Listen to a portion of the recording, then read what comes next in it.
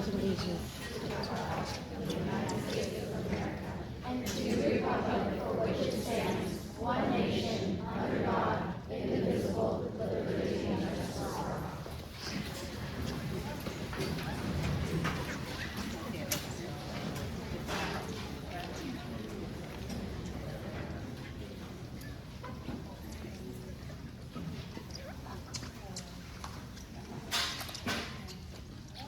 And apparently we are having some internet issues. I don't know if it is due to the rain or what is going on. We are working on it and.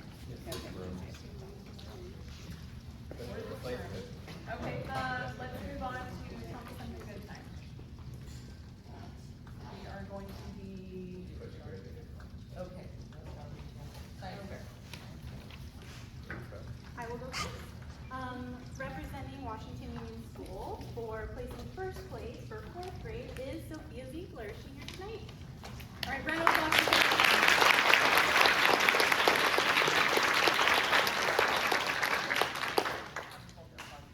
Oh, sorry. And then second place is Lily Baker.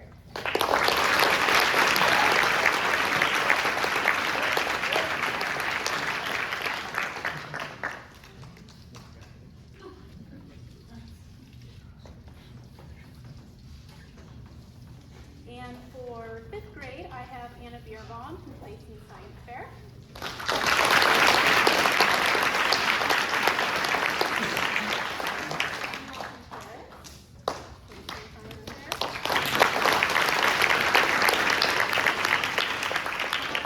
Placing first for fifth grade is Jacob W. Oh, yes! Yay!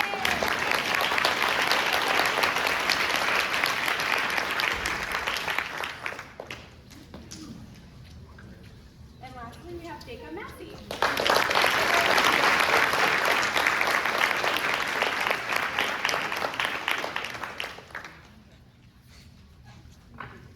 Okay, mine are not in order. I apologize for that, but I'm just gonna call the students. So the first one I have is Isabella Sigler, first place in first grade.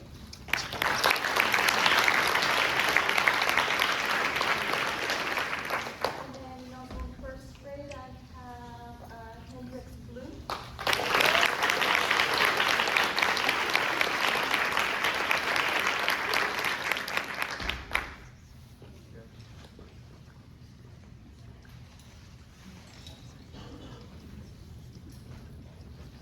In second grade, we have third place Enoch Jimenez.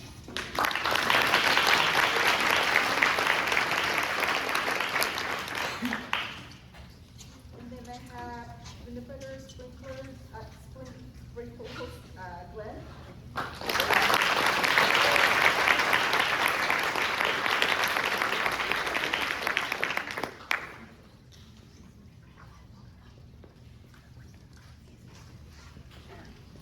And then I have Sophia Dupre.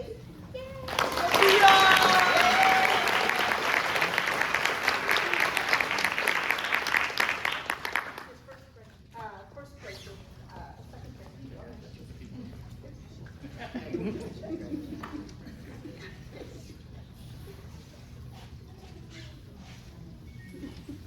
Then I have Chase Peterson.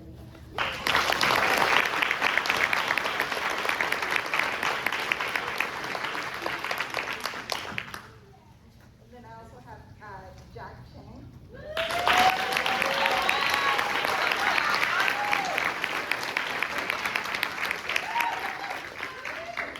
Second place, third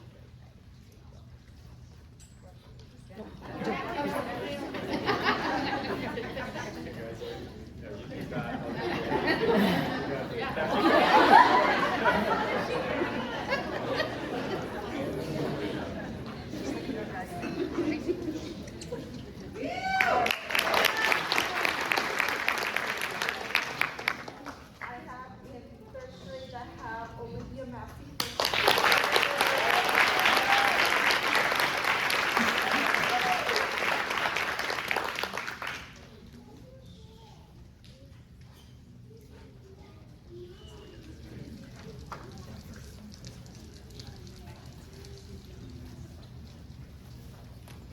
I also have Anderson.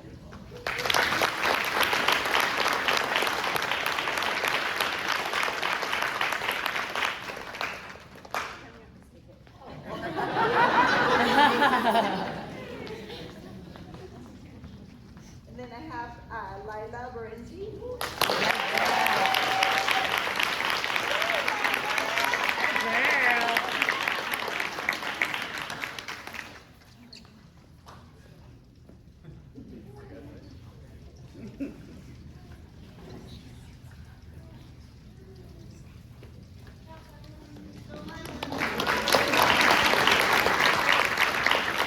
I have Remy Rodriguez.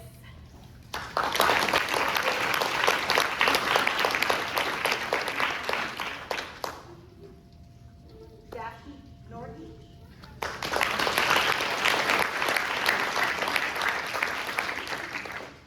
Skylar Abraham.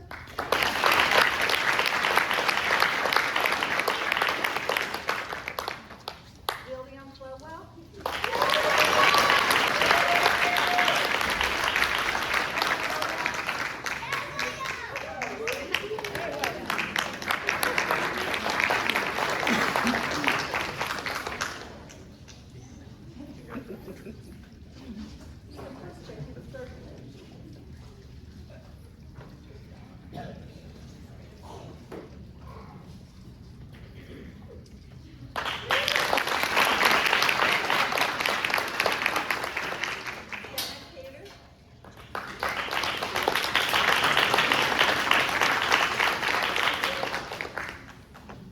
January Chang.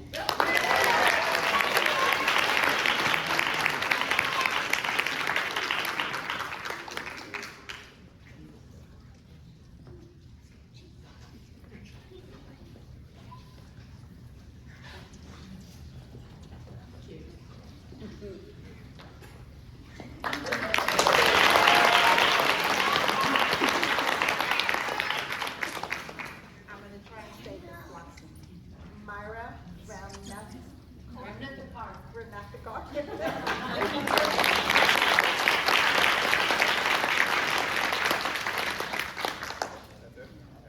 Okay, I'm going to go through, I have two presentations. I have Science Fair from San Bernardino tonight, and then 7th grade boys basketball. So we'll start with Science Fair. If you can hold your applause till the end, there's only a few students that were honored from San Bernardino, so I'll go through their names and then we'll cheer for them at the end.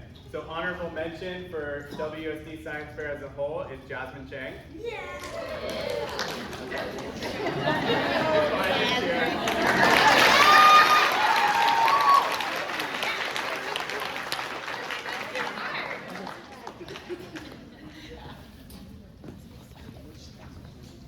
Okay, now specific to Washington Union again. Actually, this is Washington Union as a whole. Third place was the duo of Bryce Hoover and Hudson Johnson.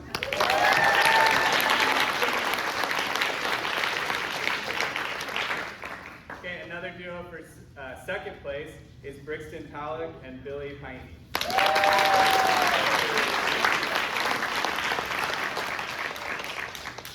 Okay, first place is Kyrie Baraka.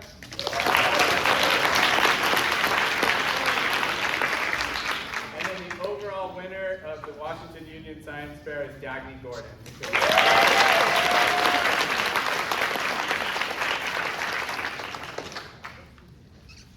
Okay, now we get to honor our 7th grade boys basketball team. First of all you guys stand.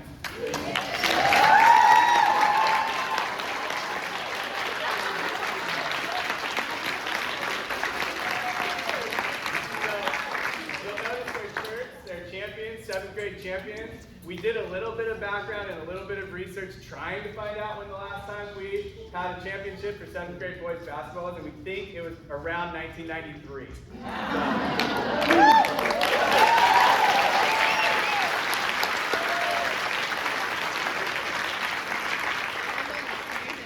It's a great honor for these guys, and they're all coming back next year, which is awesome.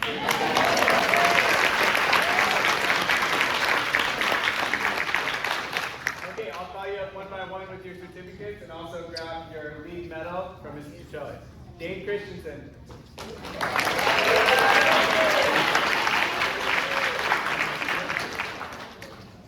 Bobby Simpson.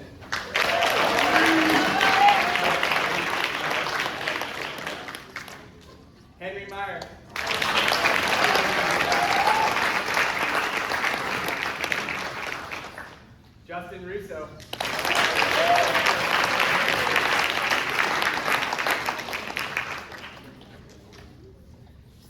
Grant Pluta.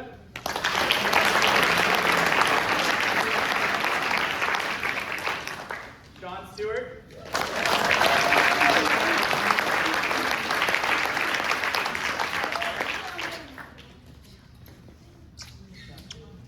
Malik Bukra.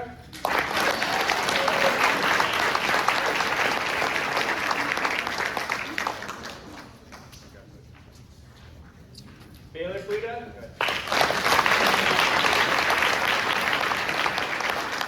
David Garcia.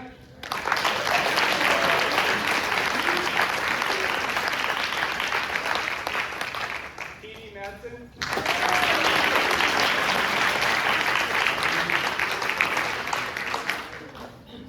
Max Modena.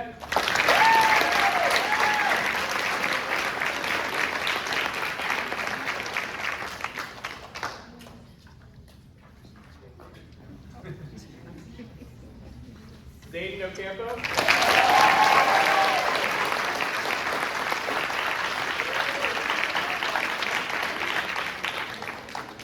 And Tristan Suro.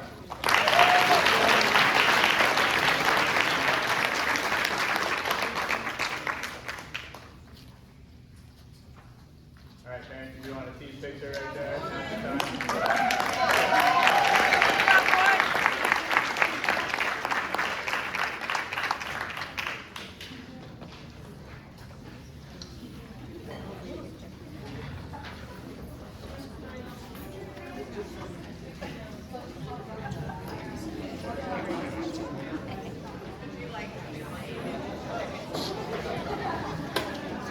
All right, guys, here you go. Good job. Congratulations.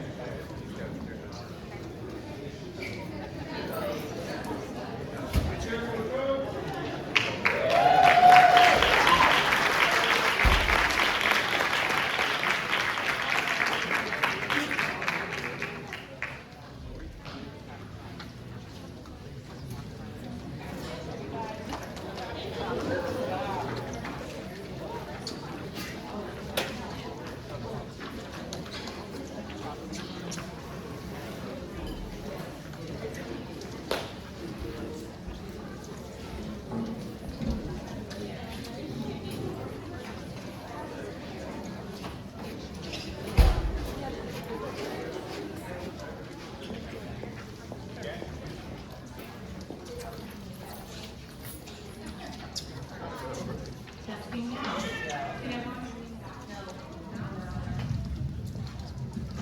Can everyone hear me now? All right. I'm gonna stand up here. I had a video to show you, board, about our new Gaga board, but I wanted to honor the students who worked really hard. They went to the WOOC meeting and they got a grant. And so together with the funds that we raised using Tico's Taco, we were able to buy a brand new Gaga board. We had a ribbon cutting a couple weeks ago. So, Mr. Carranza, these kids are definite leaders. So when they come up there, just make sure you remember these kids. So the first one is Lily Baker.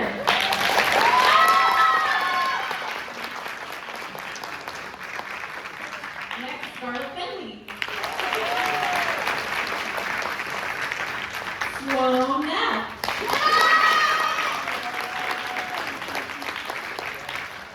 Jacob Massey.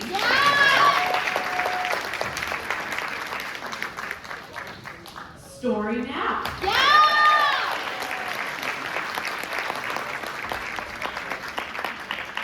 Zara Padilla.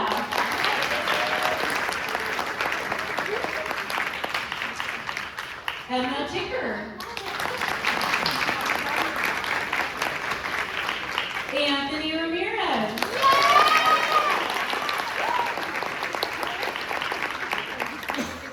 And lastly, Ben Carlson.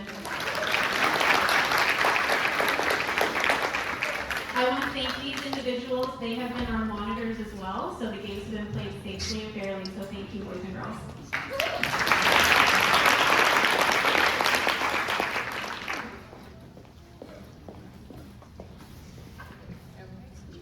So those of you that are here that you received awards, if you want to leave, now is the time to leave, or if you want to stay, you can listen to the whole meeting. You're more than welcome to, but I just let you know if you want to leave, now is the time. We are going to forego the organizational updates tonight, just to save a little bit of time.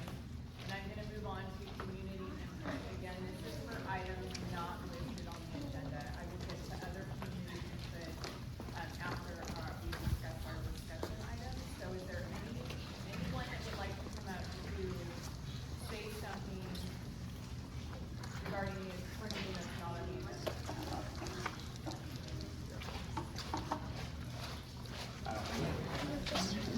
For those in the back, anyone want to say something that's not on the agenda? Not on the agenda.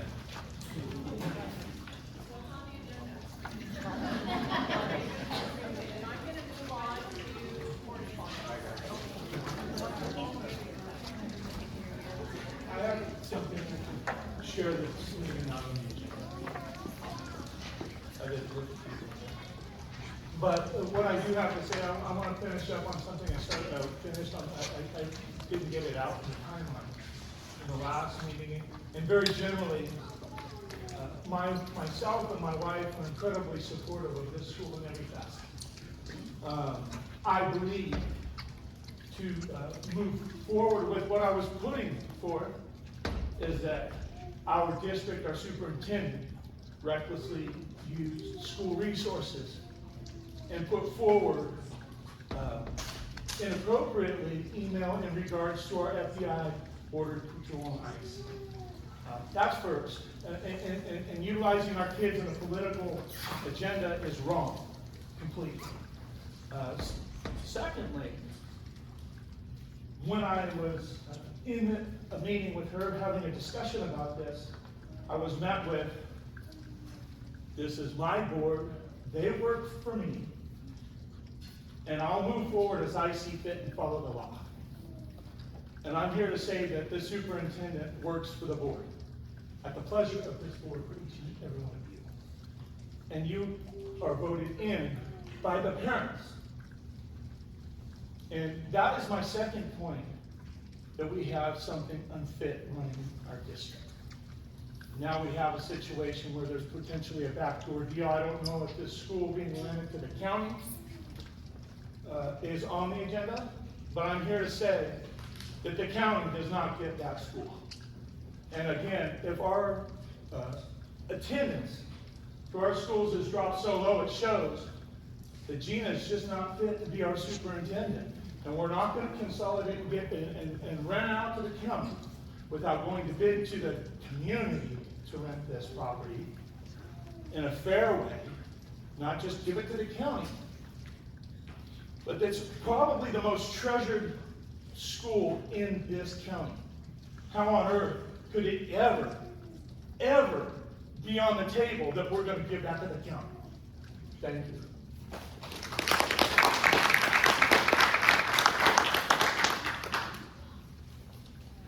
Moving on to correspondence. We received our updated 2025 Brown Act guide from the board members for community tonight. Okay, and now we're gonna move on to J3.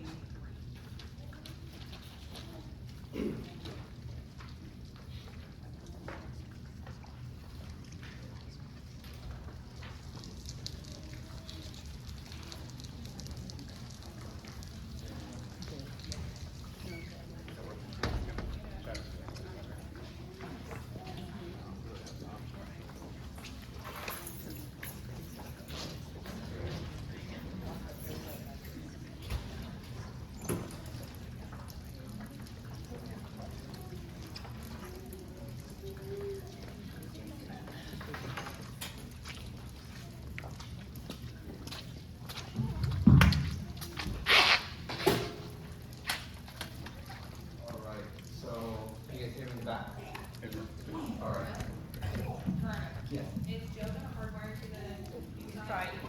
Yeah, I'm trying right now. Should I try to wait?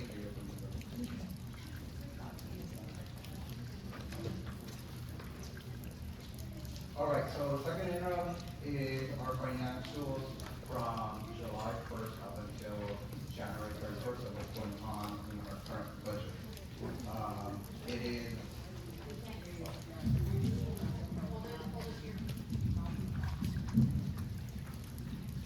Okay, so like I was saying, our financial, the interim two is our financial going from July 1st up until January 31st. We are mandated to do this twice a year. We already went over first interim in December. So, if you guys can see, my next slide would actually be showing the COLA. The COLA this year is up 2.43%. So we have to break that down to see what actual true dollars came in. And the new total dollar increase was $178,215, which turns out to be a percent of 2.4, not the actual 2.43, which the COLA indicates. So now we move on to the unrestricted general fund. There was a few changes from interim 1 to interim 2. The biggest change is the revenue did increase slightly, $145,000. Expenditures also did increase, so $66,000. And the net ending fund balance, rather than having a deficit spending of $51,000, we are having a positive increase of $17,000. Now, the restricted general fund, there was a few changes as well from interim 1 to interim 2. Biggest change is that revenue did decrease $9,000 from interim 1 to interim 2. Contributions did increase as well, $15,000. So our total expenditures kind of offset it, and we're off by $6 from interim 1 to interim 2. So we're going to have a positive ending fund balance of $7,248. So now the next slide is just a projection of our revenues for 24-25. You'll see total revenue coming in a little over $10.6 million. This is slide 7. And then expenditures are coming in a little over $10.8 million.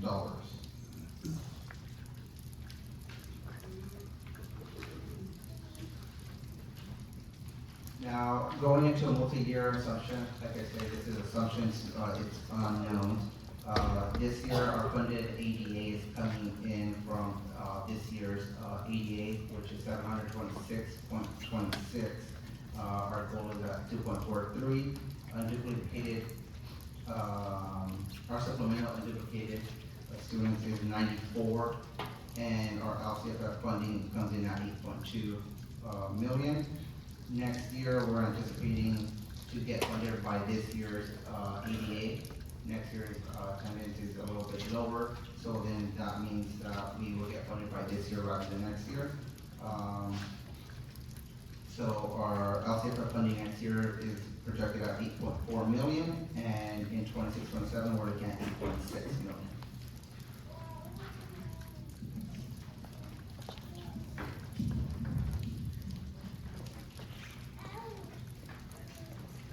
Joe, turn the screen a little bit.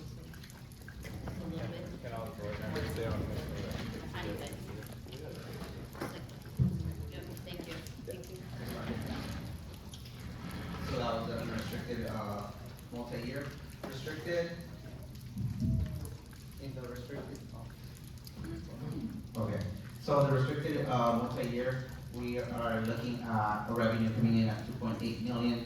This year, expenditures a little over 2.9 million, which means we're deficit spending in the restricted fund $167,000. Our beginning fund balance this year in our restricted funds was a little over $500,000, meaning by the end of this year, we're going to be under $400,000. Next year, we're anticipating a deficit spending of $7,000, and in 26-27, we're deficit spending roughly $65,000.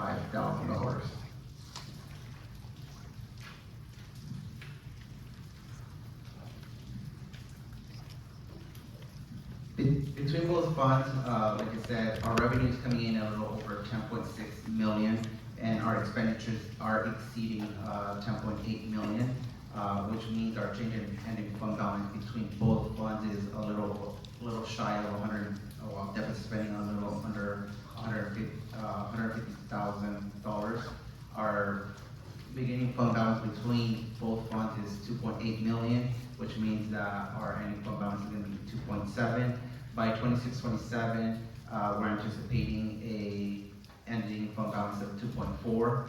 We are anticipating a deficit spending of $45,000 next year, and in 26-27, $229,000.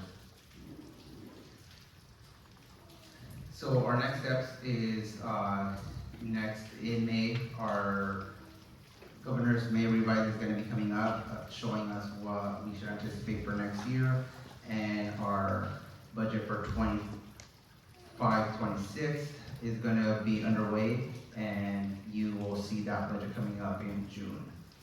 But so far with this interim 2, I recommend the board do a positive certification as we're able to pay our next 3 years out.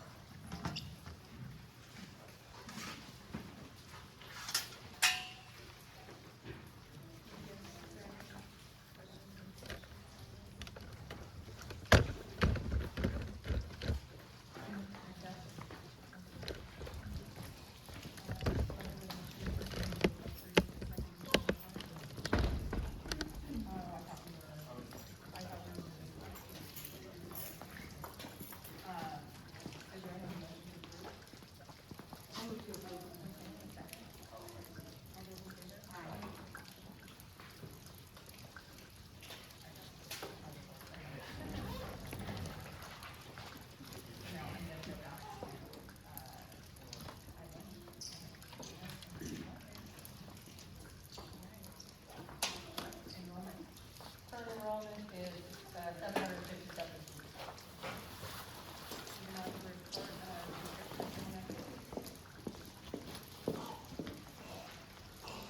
Testing. Okay, so I put in the notes for the board that we just finished our second trimester. Teachers worked really hard on report cards went out. We also had our second round of growth articulation, where teachers met with neighboring grade levels and discussed what standards were essential for our students as they move through the district. And now in B3, I'm going to go over the reading screener that's coming to us.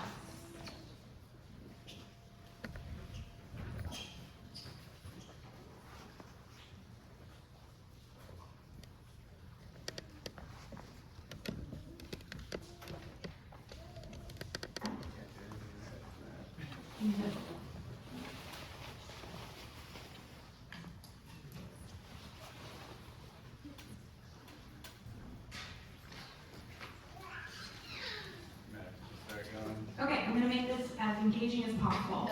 So, we are going to be, as California, we are going to be one of the 40 states that are joining in with the legislation that any public school that serves students kindergarten through 2nd grade must adopt a state-approved screener.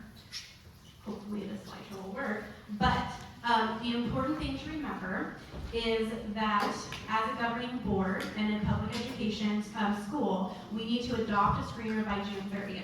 I've been doing a lot of work with the Toro teachers. They've been really helpful in helping me plan out how the screener is going to work.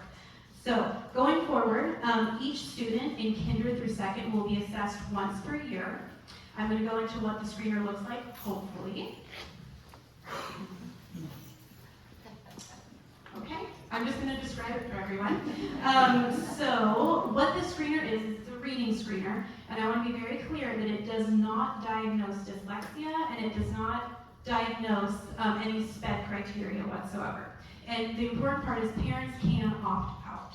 So what the screener is the student is going to sit down with a teacher, and the screener is on a computer, and the teacher has their own login. So what it looks like, when you're trying to describe it as best as possible, is it has the word plane, for example, on the teacher interface.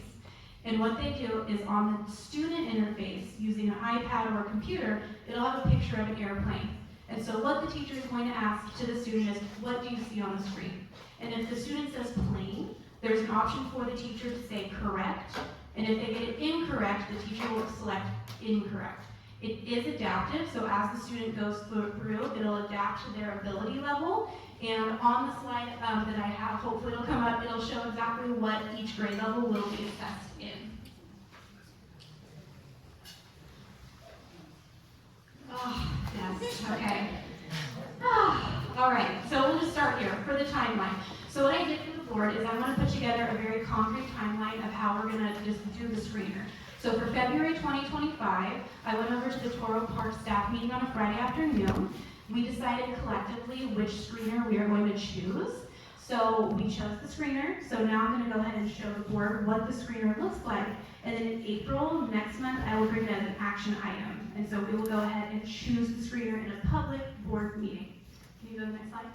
So the state approved 4 screeners. There are 4 on the screen: Amira, Amplify Impasse, Multitudes, and Roar. I just want to let you know that Amira is an AI-generated program. It was not very friendly to the students, we felt like. In-class is, it's expensive, and we also felt like it didn't have the really good one-on-one interaction. Multitudes is what we went through and we chose, so I will show you what that looks like. And unfortunately, Roar does not have a Kinder First option yet. Can you go to the next slide, please, Joe? So I want to thank Toro. We went ahead and selected UCSF's Multitude Screener. It is free and it comes with an array of different teacher trainings as well. So what I did is for each screener, I wanted to give the board an idea of what I did when I went to Toro. I had different logins for each of the 4 screeners, so teachers were able to log in and actually manipulate how the system works. This certain one, I was able to give the teachers a teacher interface, which is the top part, and then a neighboring teacher who they sat next to could also log in as a student, so they could go in together and practice the screener as a teacher versus student. So here's the next slide, and this shows you exactly what each grade level will be assessed on in the screener. I'll go ahead and leave that up there just for a couple of seconds so that everyone kind of has an idea. So letter name fluency would be for kinder. Once the kiddos go to first grade, they'll be doing letter sound fluency, and so on and so forth. So I wanted to include a picture of what the screener would look like so that the board knows what students will be doing when they do the screener. So it's a one-to-one administration, just like so. So the teacher sits on their iPad, student has their other iPad. It takes about 10 minutes per child. And so I just want you to know that I will be working closely with Toro for the next couple of months to figure out exactly how this is going to look, whether we're going to get a sub while the teacher does the administration in the room, or how that's going to look like. So looking forward to that. And on the screen, they assessed once in the fall, once in the winter, but just so you know, the law states just once per year. I wanted to show also, it's really cute, so that's what their little guides are going to be. So it's a little bear, a little seal, so it kind of walks them through, students, what it's going to look like for them, and so the animals kind of ask them different questions as they go on. So again, this is the teacher-student interface. So on the left is what the teacher would see, so example, the plane, and then on the right-hand side is what the student would see on their iPad. After all students have been assessed, this is what the class results would look like. So teachers would be able to log in and see the results, and it's a really nice visual for teachers, and hopefully this will help drive their instruction as well. So the next steps, the next board meeting, I will come and ask that we add as an action item to officially adopt this screener. And I just want to thank you for your time. And yes, oh. Right, so,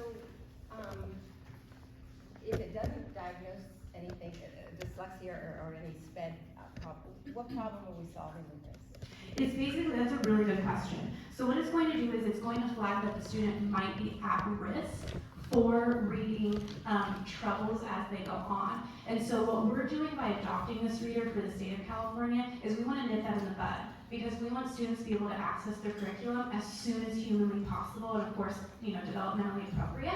So that's why we're doing this, is just to help students access that curriculum as best they can at the earliest part of their academic career. So probably, teachers know this anyway, but this is gonna just help bring this to their attention sooner. Yeah, and I'll also be working with Toro on how we can come up with some interventions as well. That was gonna be my question. Once the child is screened and something is flagged, then what are the next steps? So the next steps would be, and I apologize, I've been trying to do as many trainings as possible, but it sounds like we would be sending out a letter to parents, first of all, showing their results, and then hopefully in the letter, what I'm planning on doing is adding different interventions that would be available for the student.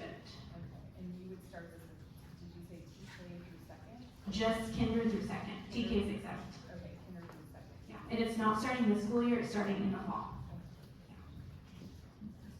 Are there any other questions?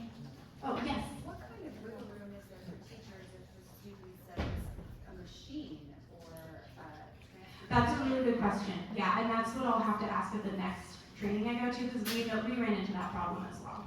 Yeah. Yes. How's identifying an airplane? It actually, if you go back, Joe, there's just different spans, so I think it's just being able to kind of listen to their enunciation too. But I'd have to look into that as well. It gets harder as well. Sorry, Oh. we just need to keep it. Oh, thank you for your question. Okay, do you guys have any more questions? Yeah.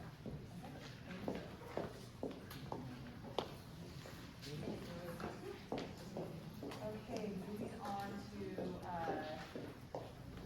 discussion on Washington. Okay, so discussion on Washington Union Educational Foundation, Wolf and Parent Teacher Organization, PTO merger.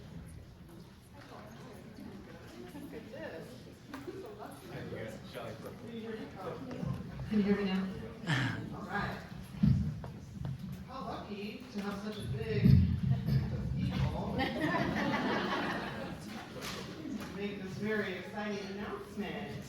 All right. Hello, everyone. My name is Shelly Caponian. You probably see me a lot on your Parent Square. And I'm the president of the Washington Union School District PTO, and I'm here presenting on behalf of both the PTO and WOOF to share an important and exciting announcement with the board. And our public. You may be surprised to learn that we are actually two separate 501c entities, both nonprofit organizations dedicated to supporting the Washington Union School District. But we are different. So I think everybody it's created a lot of confusion. So in order to solve that, we are trying to streamline our efforts to make the most of our small but mighty group of volunteers. So our boards voted to merge our two organizations. This will allow us to create a more modern and sustainable entity that can better serve our students, teachers, and community. With this merger, we will be retiring the names PTO, that one gets a bad word, and WOOF, and uniting under a new name, which currently is the Washington Union Star Foundation, which stands for Washington Union Student and Teacher Resource Foundation. We felt this name was direct and to the point and really clear for parents to understand what we are raising funds for. The Star Foundation will continue the critical fundraising efforts that have brought in nearly $300,000 annually to support our district. These funds help sustain vital programs such as the Art Docent Program, classroom technology and upgrades, community events, and student and teacher enrichment initiatives around the district. Without this funding, as many of you know, many of these programs would no longer be possible. In addition, we support fun traditions like Pizza and Bagel Days, which serve up to 500 students at a time, as well as field trip scholarships, teacher grants, new books for classrooms, the Gaga Ball Pit, and Science Fair. The new foundation will also provide parents with even more opportunities to engage proactively in their child's education, as well as their social and emotional development within our schools through our community events and other things that we put on. We will continue holding our monthly meetings, which are always attended by Gina and the principals, which we appreciate so much, and also teacher representatives from each of our campuses. These meetings provide an excellent opportunity for parents to ask questions and have open discussions with district leaders, and most importantly, stay consistently involved and informed. On behalf of both the PTO and WOOF, I'd like to extend an invitation to the board to join us in the exciting merger process. We welcome your feedback and involvement to help ensure a successful launch. I'd also like to open the invitation to the general public, since we have so many of you here. With the help of passionate parents, we can achieve much more for our children through this organization. More funds raised mean more opportunities and programs for everybody. Maybe a good sort of leaky roof over here. We are all really excited about the efficiencies this merger will bring The renewed energy will infuse into our volunteer efforts and our continued commitment to making the Washington Union School District an outstanding place for learning. If you have any questions or feedback, feel free to email wcpto@gmail.com, but I'm also open to your questions if you have any. When are you guys, moving towards this merger, or have you, or is it still something you're voting on, or? We've voted, so we've officially voted to merge, and it would be for the 2025-2026 school year onward, but currently, we're in process, we have to flip everything, so flip the website, do all of our new, everything, so it will be. We will finish out the year, we only have 2 more meetings left, and then we have a separate launch committee for this project, and then we start, our first event of the 2025-2026 season is really the school kits. Those launch in May, so those will be, that's our goal, announcing at the Woof Gala and then going right into summer. Thank you guys. Good job.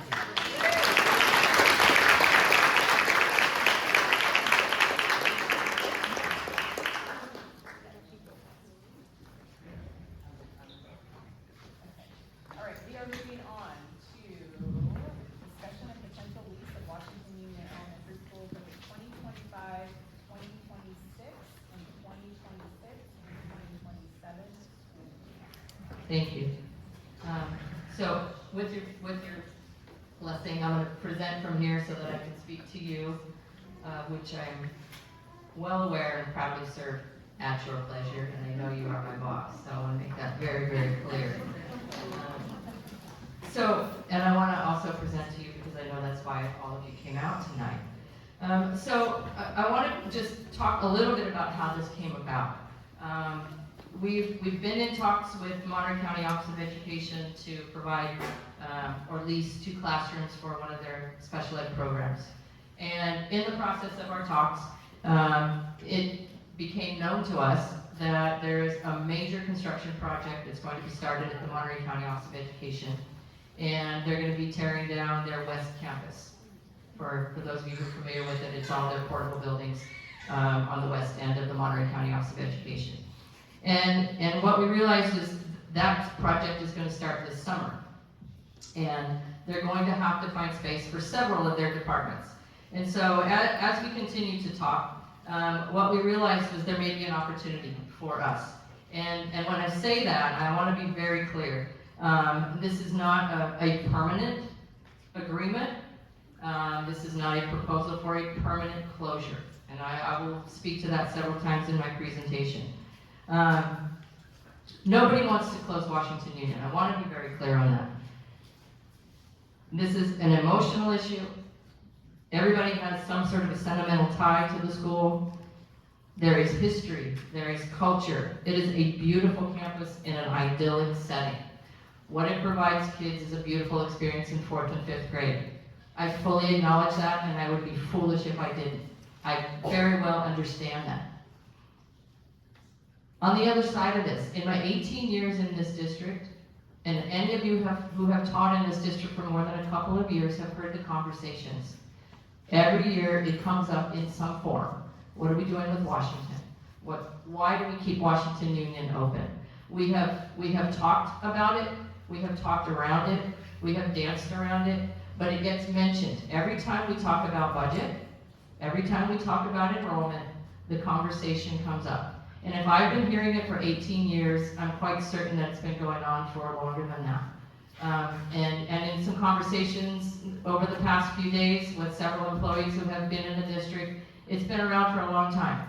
So when this knowledge came to us, and we were made aware of the fact that the County Office of Education was searching for places to house some of their departments temporarily, that sort of spawned this idea. And this has only been, I think this was about a week ago that this all sort of came to an inception. So we've been working very quickly, having lots of conversations. But what I believe, as the superintendent of this district, after being in this district for 18 years and hearing these conversations time and time and time again, is perhaps this is an opportunity to take a 2-year trial period and figure out who we are as a district and where we're going. We know that COVID had a tremendous impact on our district. We lost 100 kids. So, we've spent the last couple of years monitoring the enrollment very closely, working to make sure that we maintain our staffing levels and our student levels, and hoping that other districts are continuing to release inter-district transfers so that we can continue to bolster our enrollment. We know that Monterey Peninsula Unified School District has closed 3 schools. So they are releasing fewer and fewer kids who want to come to our district.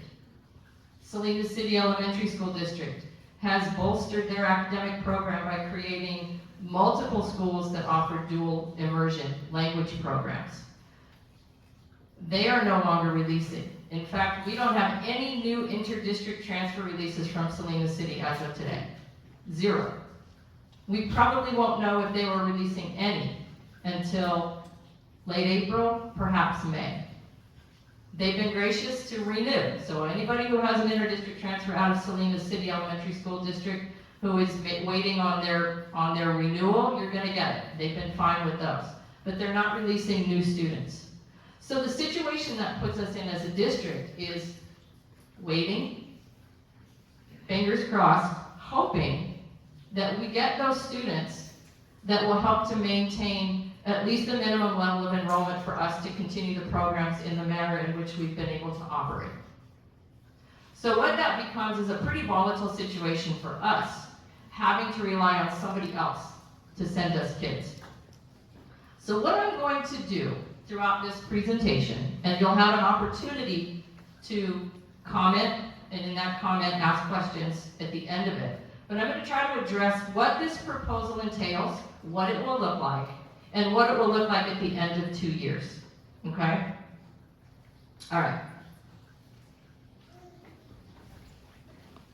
So, put it very simply, the proposed distribution would be that our 4th grade students would be moved to Toro Park, our 5th grade students would move to San Benancho, and while at San Benancho, there would be 2 cohorts of students. There would be a 5th-6th grade cohort, and there would be a 7th and 8th grade cohort.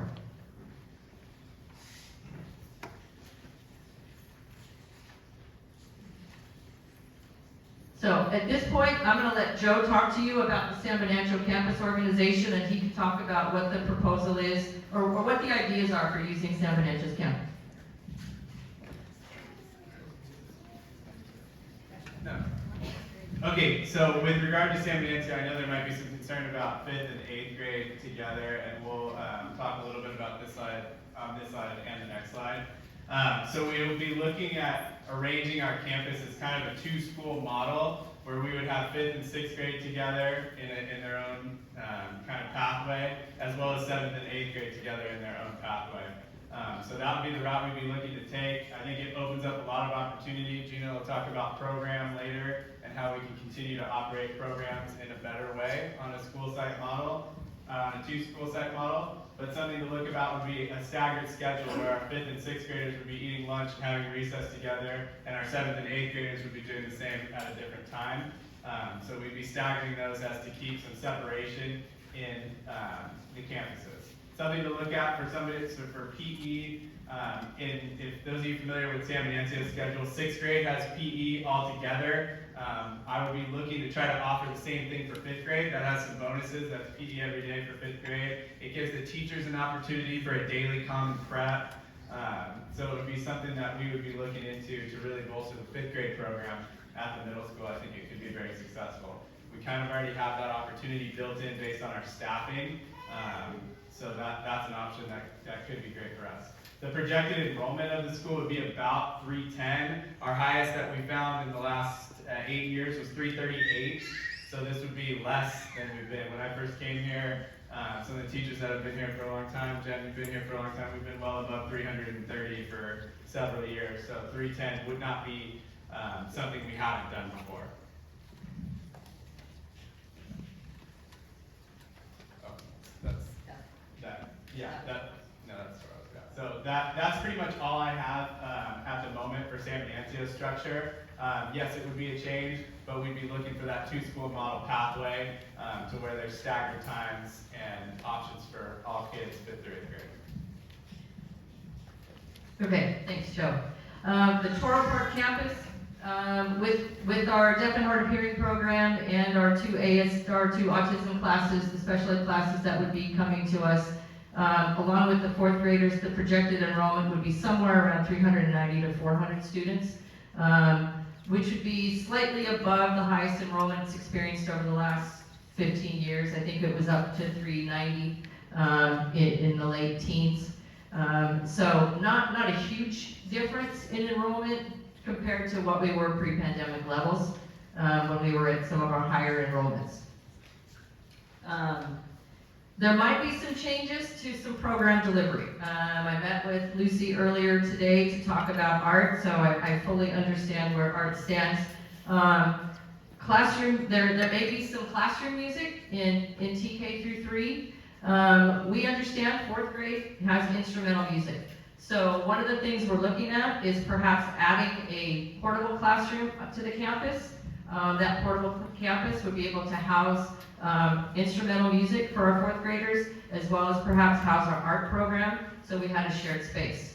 In addition, we may be able to make that available in the afternoon to our Time for Me program, so they have additional room for their programming as well.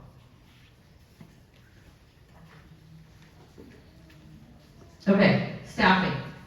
In terms of our staff, there will be no changes to the staff. We don't lose anybody, there's no layoffs. We continue with our current staffing levels. Administratively, there will be some changes.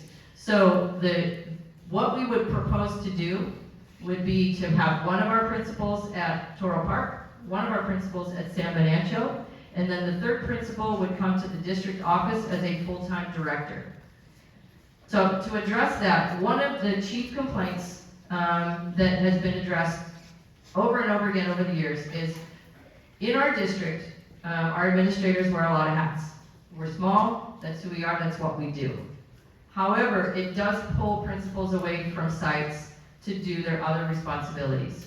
Curriculum directors, we can go back historically when Whitney was principal at Washington Union.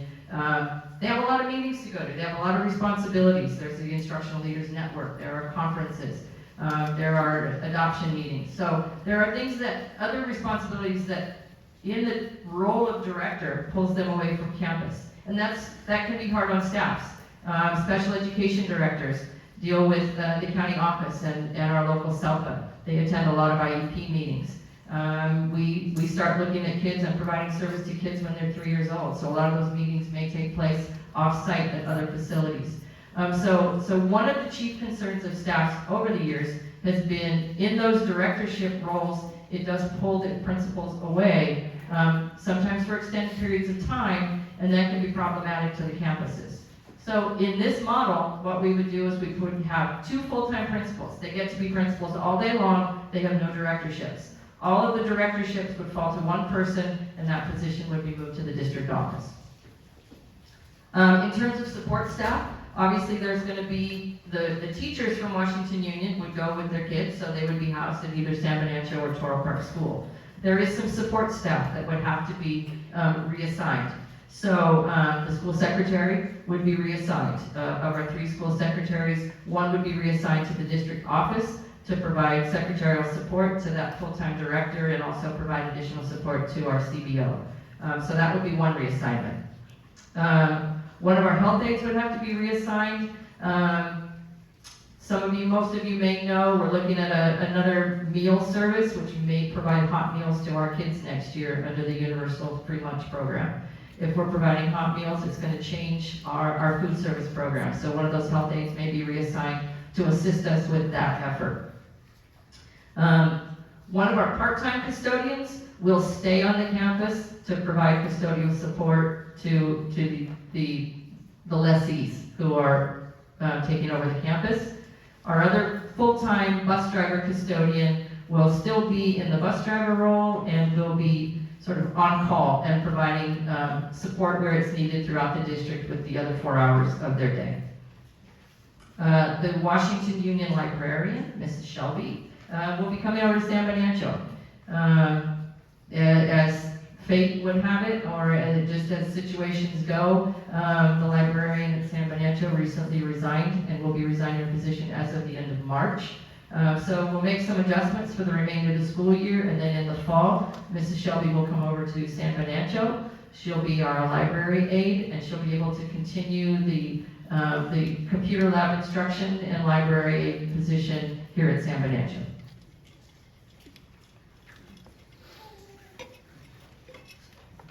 So I think I just addressed that slide, so I'm going to go ahead and move past that one.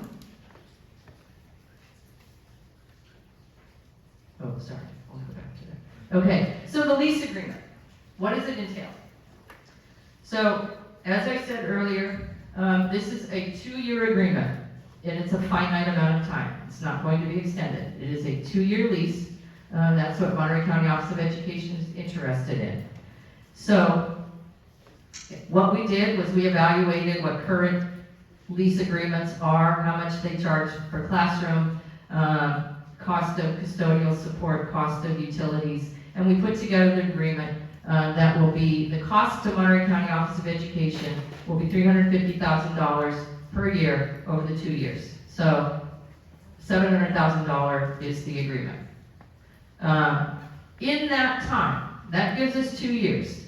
They take the campus, they agree to the terms of the lease. In that time, then we put together a committee. We have an advisory committee that's called the 7-11 committee. Anytime you're looking at schools and considering whether or not to keep them open, there's a committee that has to be formed. It's an advisory committee. It's called 7-11, and that's based on the parameters of the committee. It can't be less than 7, can't be more than 11. It will be represented by board, it will be represented by staff, it will be represented by parents, by admin, and we'll put together a committee that will look at everything. We'll lay it all out. We'll look at budget, we will look at enrollment, we will look at the cost to operate, and we'll look at everything to determine what we want to do. We don't operate in a vacuum. This isn't something where I just snap my fingers and decide. This is something that we will decide on as a committee. From a business standpoint, that's $700,000. I think looking at all the associated costs at the end of that will net out about $500,000. I think an important point needs to be made here, and that's in November we put a bond measure on the ballot. And the bond measure didn't pass. That bond measure would have given us some capital to make some improvements, to make some necessary improvements. We need a roof at Toro Park School, we know that.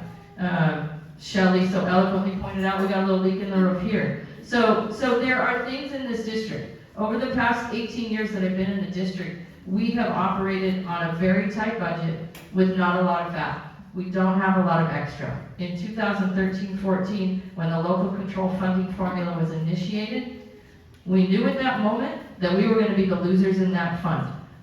This slide, which was just released by the Monterey County Office of Education, and we've shared it before, shows the 24 districts in Monterey County and what funding they receive in order to support their students. And so those dollar amounts, which are really hard to read, I know it's very far away, those dollar amounts represent the cost of what it costs to educate one student over one school year. So what you see at the top of the list, those two orange bands, are Carmel Unified and Pacific Grove. And if you go all the way down to number 24, you're going to see Washington Union School District. We are the lowest funded district in Monterey County. And that's a function of local control funding formula. That's out of our control. That's what the state set up. It's the funding cycle, and it's the funding ratios that they use. And so that's what we get. So our place in that line is not really going to change. So our task becomes, how do we remain competitive? How do we attract and retain teachers with a fair wage that they can live on? And then also maintain our facilities. How do we fix our roofs? How do we repair our parking lots?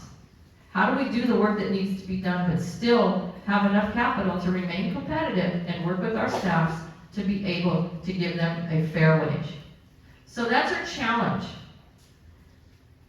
While I'm not suggesting that it's a good idea to vacate Washington Union School, what I think we have to look at as a district is what's in the best interest of the district. What's going to help us to move forward. We have a phenomenal teaching staff. We're doing great work. If you look at that chart up there and you see number 1 is Carmel and number 2 is Pacific Grove, those are the 2 highest academic achieving school districts in Monterey County. Number 3 is us, and yet we sit at number 24 in funding. So that's a tremendous testament to the work of our teachers. We have to be able to offer a fair wage. We have to. I don't want to lose a single one of these teachers in this audience. So we have to figure out a way to do it. This is a really hard decision. Nobody wants to have to make it, but we have to look at it, and we have to have the conversation. Okay, let's talk about instructional minutes. We'll get away from that for a sec. So I want you to really focus on 4th and 5th because that's the focus of this discussion. So in 4th and 5th grade, the state says we have to have at least 54,000 instructional minutes in 1 year.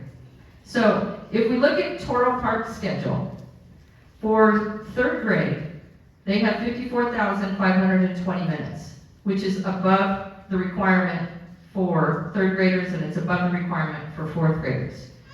Presumably, when our 4th graders go to Toro Park School, they're going to adopt the Toro Park schedule. By doing that, they still maintain the required number of minutes as required by the state. Our 5th graders actually gain minutes.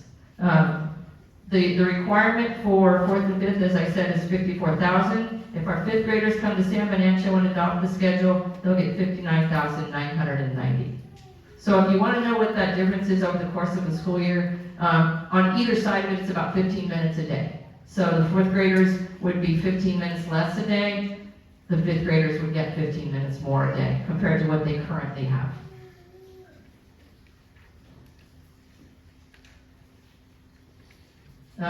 We talked a little bit about enrollment, but some of the concerns of the traffic impact. So pre-pandemic, at one of its highest enrollments, San Bernardino was at 338 students. The projected enrollment by bringing the 5th graders over next year is going to be 310 students. So we don't see it as a significant impact to the current traffic schedule based on what we already know and what has historically happened out in front of San Bernardino Middle School. Toro Park, as I said earlier, is at pre-pandemic at one of its highest enrollments. It was 391. It should sit at about 400 with the changes we're proposing to make. In terms of district transportation, by not having Washington sort of in the mix, it's streamlined a bit. So we take away the drop-off and pick-up up at Washington, so the routes become a bit more efficient. We have 2 schools to drop off from, we have 2 schools to pick up from. We'll have continued service throughout the district, but the stops may change just a little bit. We'll still go up as far as Markham, and then we'll turn it around and come back down. So, and we'll make sure we work with any families that, that live beyond the school and assist in any way we can to make sure that we're still offering a fair and adequate transportation for kids.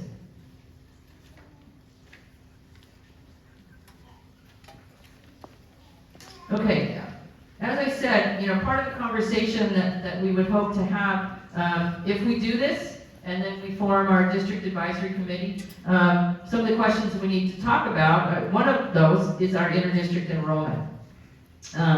And specifically, how do we feel about our inter-district numbers? So currently, San Bernardino has 46% of its enrollment is our inter-district transfers. Washington Union's at 39%, and Toro Park is at 45%, with an overall inter-district enrollment of 44%. So we know that Monterey Peninsula and Salinas City have reduced the numbers of students they release. And if you go back, I was checking on some numbers earlier today. If you go back to the 18-19 school year, we had an inter-district enrollment percentage of 47%. San Bernardino was actually at 53% inter-district enrollment back in 18-19. Washington Union and Toro Park each at 44%. We've seen a reduction in the number of kids that those districts are releasing. But we also know, as I said earlier, Monterey Peninsula has closed 3 schools.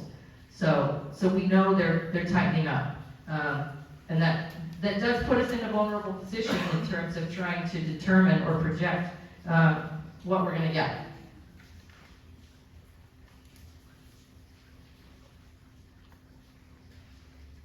Okay, so program impacts. How is it going to impact the programs that we already have in place? So for our special education, our counseling, our Time for Me, we don't see any significant changes to any of that programming. Music and art and Time for Me, as I said earlier, there's a possibility. What we're looking at is putting a portable on the campus so that they can have some dedicated space for their programs. It may be a shared space, but it will still allow them to run their programs and have a space to do the music, to potentially do their hands-on art, and then in the afternoon, additional space for Time for Me.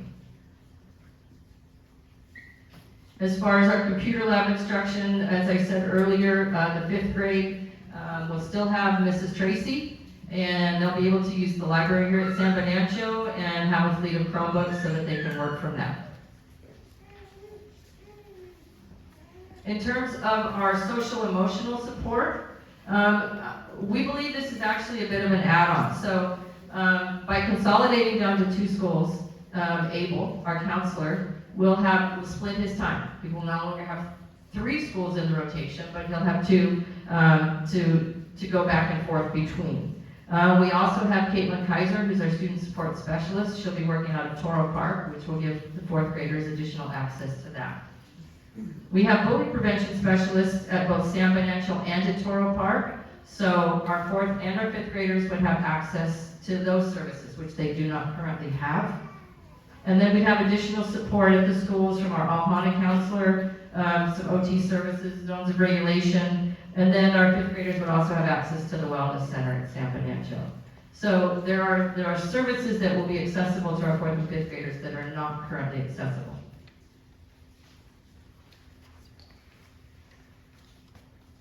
Okay, so what about Washington during that 2-year period?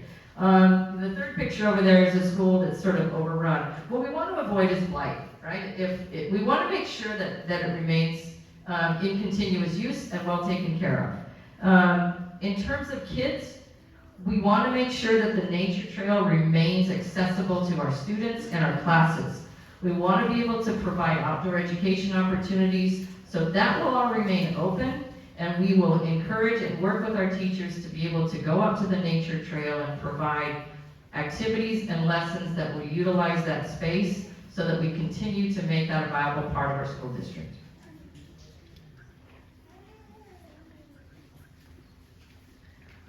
One of the questions that came up over the last few days was the cost to maintain Washington Union's campus. So, bottom line, it costs about $84,000 a year, maybe a little bit more, between grounds, custodial, and utilities. That's not teaching staff. We know what those costs are. Just those basic costs for opening the doors are about $84,000 a year. And so, without anybody there, obviously that's minimal. If the campus is empty, which was one of the questions, what's the cost to maintain it if it's empty? Well, there would be really very little cost. There would be no power, very little gas, no water, very small utilities, a little bit of custodial to make sure that, the classrooms don't get dusty and dirty because nobody's in them. And then the grounds work would be taken up by some of our regular staff as part of their regular duties. So nobody's suggesting that the Washington campus close and remain closed or be empty. It was just a question that came up. I want to make sure we addressed it. Okay, in terms of a timeline, this has been a very short turnaround, but we want to make sure that we work fairly quickly, because if the board's recommendation is to keep Washington open and not engage and not entertain a lease agreement with the Monterey County Office of Education, we need to make sure that they know that we're not interested so they can move on and pursue other opportunities. So, you know, I don't have a date, but I would prefer that the timeline be fairly short. We know that during that 2-year lease, we want to monitor all of those things. We want to put together that committee and make sure that we're monitoring our enrollment, we're monitoring the cost of doing business, and making sure that we're looking at who we want to be, what we want for our district in the future. And as I said before, that may be reopening or sending kids back to Washington Union after that 2-year period. And that's a board decision, and certainly one that should be entertained. And then a final determination based on the committee's work will be made at the end of that 2-year lease as to how we proceed.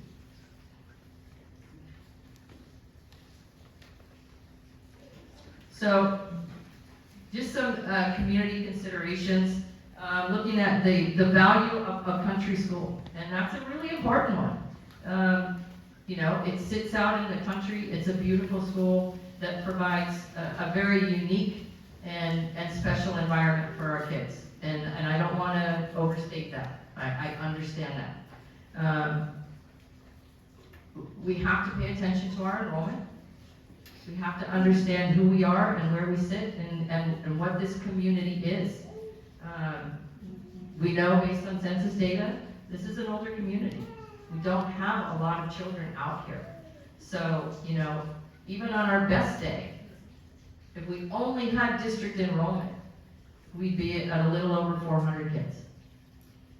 So in order for us to continue at the capacity with which we have traditionally had, we're currently at 757 students. We know we have to rely on interdistrict enrollment. So that has to be part of the conversation that this committee has to address. If this board decides to go into the lease agreement, that has to be part of the conversation over the next 2 years. We also have to consider how we're going to generate revenue for the projects that we need to engage in. We know that we need to make improvements. We know we need some repairs. So without that bond money, where is that money going to come from? And still be able to work with our teachers to put money on the salary schedule and remain competitive, to offer health and welfare benefits, and continue to offer a package that's acceptable and that's fair and that's worthwhile. So, that's where we are. The next steps would be getting a recommendation from you all. If the decision is made to enter into the agreement, then we would begin working with our staffs to develop a transition plan, to figure out the timeline for moving students out of Washington. We would form our advisory committee and set the calendar for those meetings to begin happening, and then set a schedule for some evaluation timelines. So, with that, I'm going to turn it back over to you, Sarah. Thank you, Gina. And with that, I am going to open it up for public comment. So you may please come up here, use the microphone. I am going to time everybody and give them a 3-minute time frame. So that's a good point. If you do have questions, we are going to write them down, and I don't know if we will have time to address them tonight, but we will address them. So we're not technically supposed to engage in this conversation, but we hear you. We will be writing them down, and we will try to address them. And I will be posting all the slides on the website. Okay. Good evening. For those of you that don't know, my name is Bree Ho. I'm a 5th grade teacher at Washington Union, so this decision affects me a lot if it comes to fruition. I am going to read an email that I received from a Washington Union alumni class of 1984, Katie Turner, also known as Katie Fisher. To whom it may concern, sometime around 1975, a group of parents had a vision for a beautiful hillside at Washington Union School. They worked tirelessly to build a meandering trail through the mossy oak trees and vast wildflowers, which a mother of 3, my mother, Linda Hayden, also known as Linda Fisher, identified all those flowers and made flashcards with descriptions and names on all of them. This was the beginning of a very unique and special nature trail in which the kids took immense pride in learning all the plants so they could take their parents on a hike, proving their knowledge of these beautiful plants. The trail is still utilized to this day and serves as an outdoor classroom on a hill overlooking nature. Where else can you do that? To my knowledge, there's no other nature trail of this kind in the county. Between the creek running through the school grounds and the invaluable nature trail, the generations of kids that are lucky to attend Washington will always cherish that school. This should not be taken away from them. They should not be stripped of the knowledge and memories that come with their years at Washington Union. Please consider this as you make your decision. Respectfully, Katie Fisher-Trenner, WSD Class of 1984. I'm also speaking to you on behalf of a professional. With my team here, I'm one of 3 experts in 5th grade. I've been in this district for 8 years now, so I've almost completed a decade in my classroom, room 8 at Washington, which was also my mother-in-law's kindergarten classroom, which was also the home of the campus of her father. My children are 4th generation. If they were in 5th grade this year, they're in no way, shape, or form capable of being at the middle school with 8th graders. You say that you're gonna keep them, in a cohort, but they're inevitably gonna be crossing paths with 8th graders in the bathroom. That is the root of all problems. 8th grade students have had to use the bathroom in the front office because of so many issues. And you're expecting a 10 or 11-year-old to be in that mix with them? It's not okay, it's not developmentally appropriate.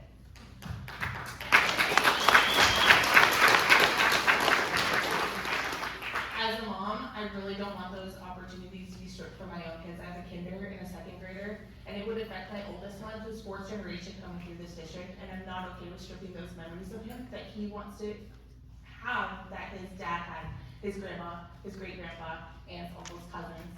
So please don't strip that away from my son.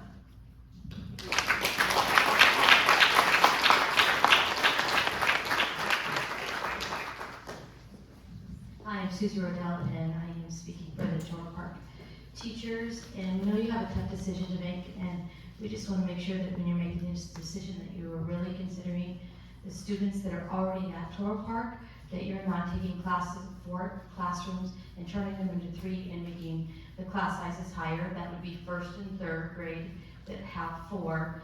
If you take them out and downsize them and put them into groups of 3, then our class sizes would be at 29, just so that you have more rooms. We want to make sure that that's not happening.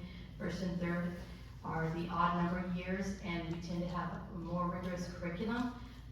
All odd number of years do that in education, so we want to make sure that our class sizes are not getting ringed with 29 and 30 kids just to bring in more people. We don't think it's a good educational, I don't need to show you the statistics on that. You know that higher class sizes, it's already hard. This curriculum is amazing, but it's really hard.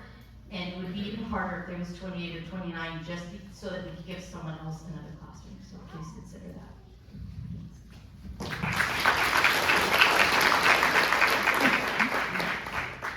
My name is Caitlin Battaglia, and I went to this school. And prior to that, I went to MPUSD, and we had huge class sizes, going back to what Ms. Rodell was saying. I came here and I tested out of every single subject because of the small class sizes. And I think that's a testament to your guys' school. But to also go back to what Ms. Hope was saying, I don't want my 5th graders with 7th and 8th graders. I don't know if you guys know what goes on in the bus, but it's very inappropriate stuff with 7th and 8th graders showing 6th graders and younger kids inappropriate things. It's just not what I want my 4th, 5th grader to go through. I also hear you say what's best for the board and what's best for the district. What about what's best for our students? I think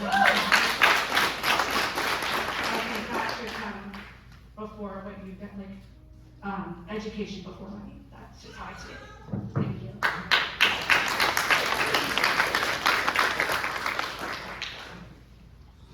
Good evening, board members, faculty, staff, students, and parents. My name is Jessica Ramirez, and I have 3 sons in the WUSD school district. I have a 7th grader, 5th grader, and 1st grader. While the potential decision to lease Washington Union Elementary School for the next 2 school years to MCOE so they can make renovations to their offices in Salinas has not yet been made and does not directly impact my children, I would like to speak on behalf of those directly impacted. Washington Union School is a treasure to our district and a gem amongst the rural oak tree landscape. It is a place for 4th and 5th graders to slowly mature to the tween phase and yet still be children. It is a magical, special, wonderful, and unique school. I do not think 5th graders should be at San Venancio Middle School. I could barely handle it when my oldest was a 6th grader due to his issues with older students and their behaviors. I understand and have heard rumors for years about the potential closing of Washington Union School and leasing it to other entities. I do understand finances and was very disappointed by the latest bond measure failing to pass. I understand our enrollment is not where it could be. I encourage you to gain more opinions and possibly send out a survey to all families and gather their opinions. I think you will lose families if you make this decision. And also, I know you can semi-answer these questions, Gina, but, and also what happens to the support staff at Washington Union if it is leased or closed? I understand for monetary reasons you may need to make this decision, but I strongly encourage you to then consider making Toro Park TK to 5th and continue San Venancio Middle School as 6th through 8th. Thank you for your time and consideration of this matter.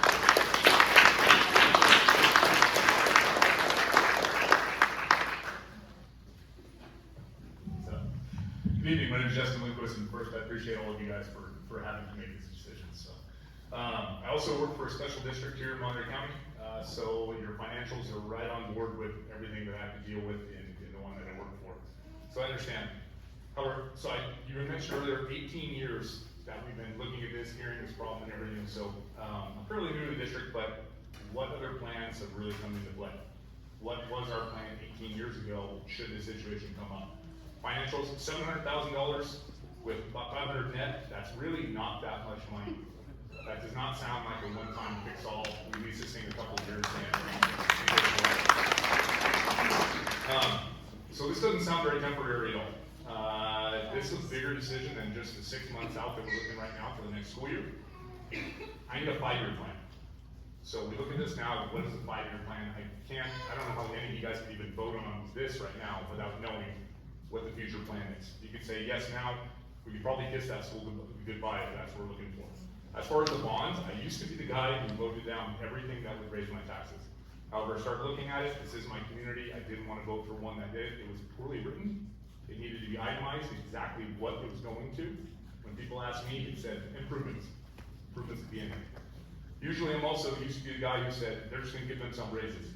As a public employee, of course I want a raise. However, we are losing teachers. We do have other teachers coming in that want these jobs here locally, but they are looking elsewhere.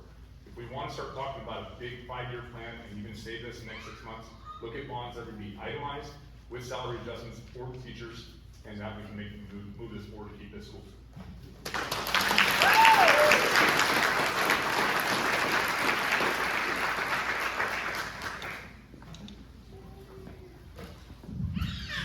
I'm a planner and a crier, so please prepare yourselves. Hello, I'm Becky Felt, and this is my second year teaching 4th grade at Washington. I love it so much. My 10th year with 4th graders overall. 9 and 10-year-olds are the best. Right? Yes. Okay, I inherited Mr. Dude's room, which was amazing. Inherited so many things about the plants, about the walks, about everything around campus. I'm going to hit my highlights in my way too long speech because it was exactly 3 minutes and not like timed me 4 times this morning, because I do have some questions that maybe we could get to next time. Okay, paragraph 3. I greatly enjoy taking my class out on the trail and teaching about plant and animal life. I've had 4 students since my first year, which was just last year, experience their first single trail hike at Washington. They were scared, their friends supported them, they were so proud when they got to the top, and every time we go, somebody says, wow, our school looks so tiny from up here. And I say, I know, but isn't it a special, tiny, important place? For us adults, 2 years does not feel long or substantial in the big picture of our district. But for our children, 2 years is monumental in their development and growth. Told you. COVID already took 2 years of regular schooling from these students, the students in the next 2 years, and it would be another disruption in their hopes for the future. 6th or 7th paragraph later. Finally, the social and emotional group for 9 and 10-year-olds can be very challenging. It is a very special gift in our district to have a smaller campus where students can experience that chance to be the older, more responsible student, but still be able to be silly and unguarded, versus being on campus with older students at a middle school. Okay, Washington campus is our district's namesake. It's our oldest, most historic, striking campus. I find it amazing every time a new student's coming on campus and taking a tour, as late as last week, and I can see their face look so excited that this could possibly be their school. What? Am I on vacation? I also know, talking about retaining our amazing staff and teachers, Miss O'Meary has these hilarious icebreakers at the beginning of each meeting, and every single teacher has said how much they love our school because of where it is.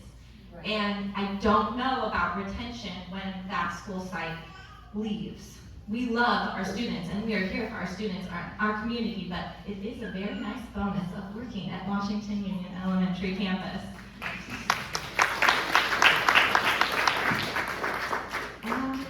My daughter Madeline would miss this chance. It's something she's looked forward to for so long because my husband Aaron went to this district. And it's something that we imagined when we bought our home at San Venancio. Knowing that our children would one day have that magical school was a huge, huge factor in us purchasing our home in this district, and I think it would be for people in the future as well. Okay, questions. Oh, okay, honey, read these questions. Come here.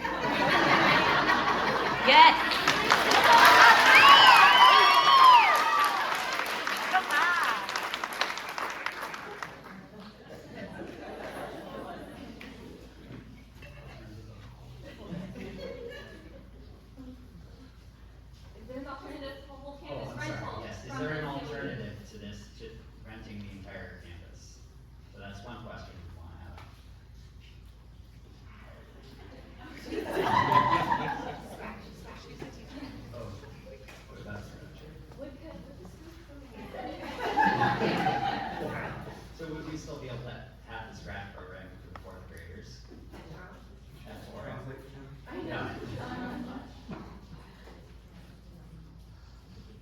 So, yeah, all right, so one concern that I had is that, so sure, the lease is for 2 years because of the construction, but if the construction is delayed or takes longer than expected, as often happens, is it gonna get extended with a further lease?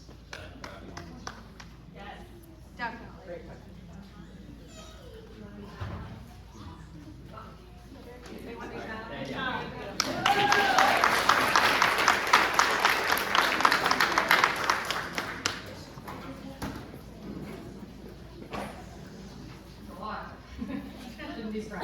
Alright, dear School Board of Washington, I think this is a horrible idea. I would like to tell you why. Just because I am a kid, I still deserve a say in this, especially as a third grader from Toro. Here's what I have to say. I will do anything to stop someone from crushing my dreams of going to Washington. I want to go to another campus, the most beautiful campus. I want to be able to go into the unknown, like we are singing in the end of our school performance. I want to be in a new place to learn and explore. I, as a 5th grader, do not want to go to school with 6th, 7th, and 8th graders. Another friend has told me they don't want to go to middle school yet either as a 5th grader. In addition, we need some of those extra classrooms at Toro for special projects and activities, like animal projects, Valentine's Day boxes, and so much more. We also need the Time for Me rooms for the Time for Me kids. They need space to do their special activities as well, like the pumpkin contest, art projects, and elections. Finally, I'm worried we would not be able to do some special activities they do at Washington at Toro campus, such as Taco Tuesday, Spirit Dress Week, Student Council, and Hot Chocolate Day. As you can see, it is wrong to close Washington from us for 2 years. A lot of us are not going to experience this special time at Washington. Sincerely, Madeline Phelps.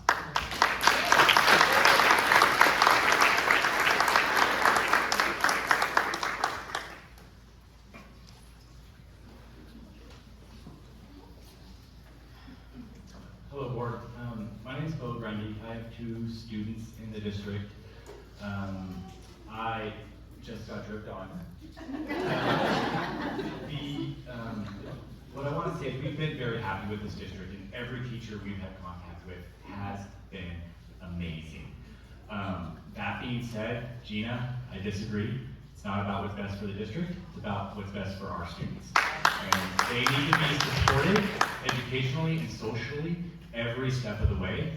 If you guys approve this, I have to explain to my fourth grader why she doesn't get to go back to her school next year. And we need to take care of them through that process. I know it's a very, very difficult decision, and I've heard this talked about for years, renting out that school. But it can't be a knee-jerk reaction because we all of a sudden need the funds. This needs to be planned out, 5-year plan, what have you. We're not going to make a decision that benefits office space for another jurisdiction over what's best for our students. That being said, if you do make this decision, here's some things I implore from you.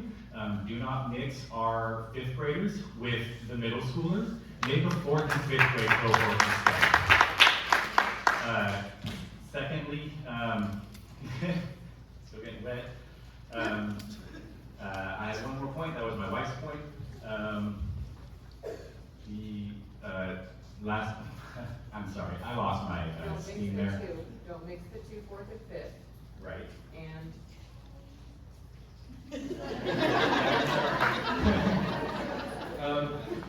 I didn't want this to be a knee-jerk reaction again. So if you do have to make that decision, don't do it immediately. Phase it. Let our 5th graders, or let our 4th graders finish their 5th grade there, so they're not taken away from their school. That's if you have to make that decision. Thank you.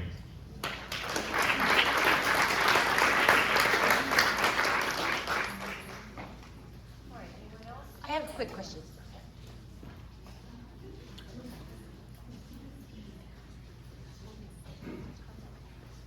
Hi, Board. Whitney.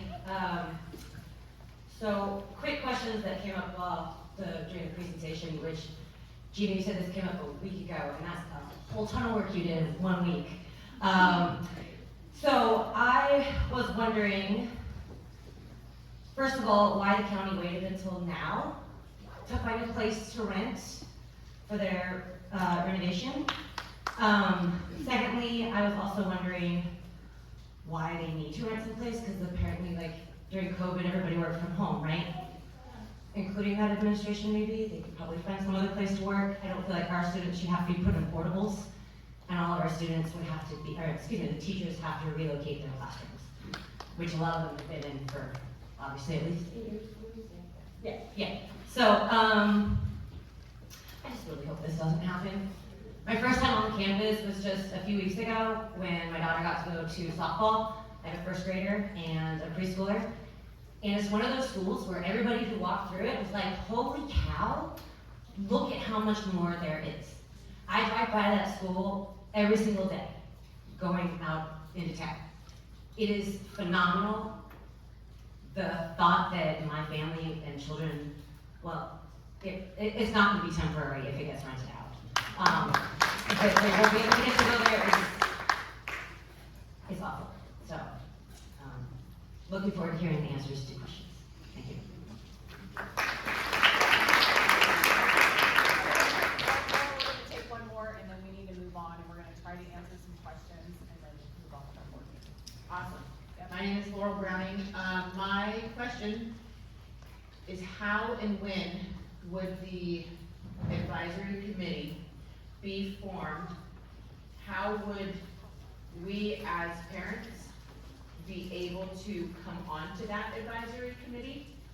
And when does that decision need to be made by? Thank you.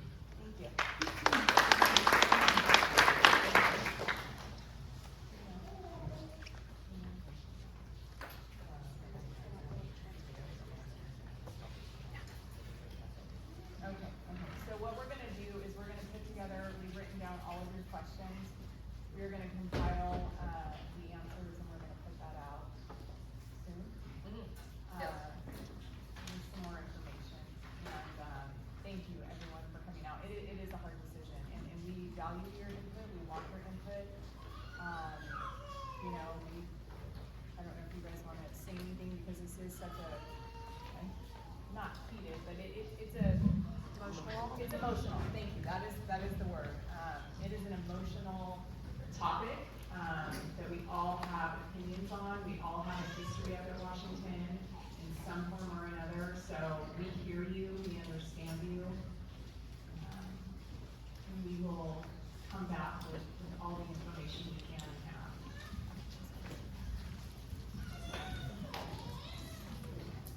I think we all would agree that it was a very weighty decision that this would have to be made. As the father of a fourth grader right now, I would think that there's nothing else quite like being up there at that point at that school, and we will look forward to hearing more from all of you as we're going forward in all of this. And thank you for coming out today. So Gina, okay. The next time we meet as a board, we're gonna be deciding this, right? I mean, what other information are we gonna be getting? We'll try to put together the answers to the questions, and then if there's anything that requires, I think there were a couple of questions that were directed at County Office of Education, so we will try to get to additional information from them. Okay. Yeah, I mean, I echo what you said, and Gina, what you said. There's been talk that we've been wanting to close the school. We have not ever been wanting to close that school. I mean, we all understand how. She said 18 years. She said 18 years they've been talking about closing the school. I'm sorry. I heard that there's been discussions that maybe that school needs to be closed, and one of the reasons that comes up is when we're talking about how to pay our bills. And it often comes up in the context of a contract negotiation, where can we save money? And then it comes up like, if you close that school, you could get rid of a principal and this and that. That's the context that it has come up in. Nobody on this board has ever wanted to do that, ever, ever. So we're always looking for ways to keep that school open. I went to that school. When Bree was talking about Linda Hayden is my cousin. Somebody in my family has been involved in this school since 1960.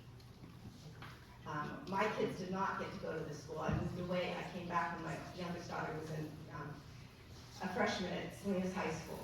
So they don't. And I'm involved in this school because of the memories that I have in this district. So, I mean, Gina, I mean, as she pointed out with the slide about the money that we have in this district, we are the lowest funded school in the district, and we're doing everything we can to have the best education for the students here. So it's an incredibly hard decision. Now, I appreciate what we heard tonight. I appreciate some of the things people brought up.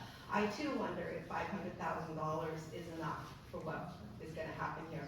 But I've also been in the board meetings with all of these people twice now, where we've tried to pass the bond in this school district. Salinas City passes a bond.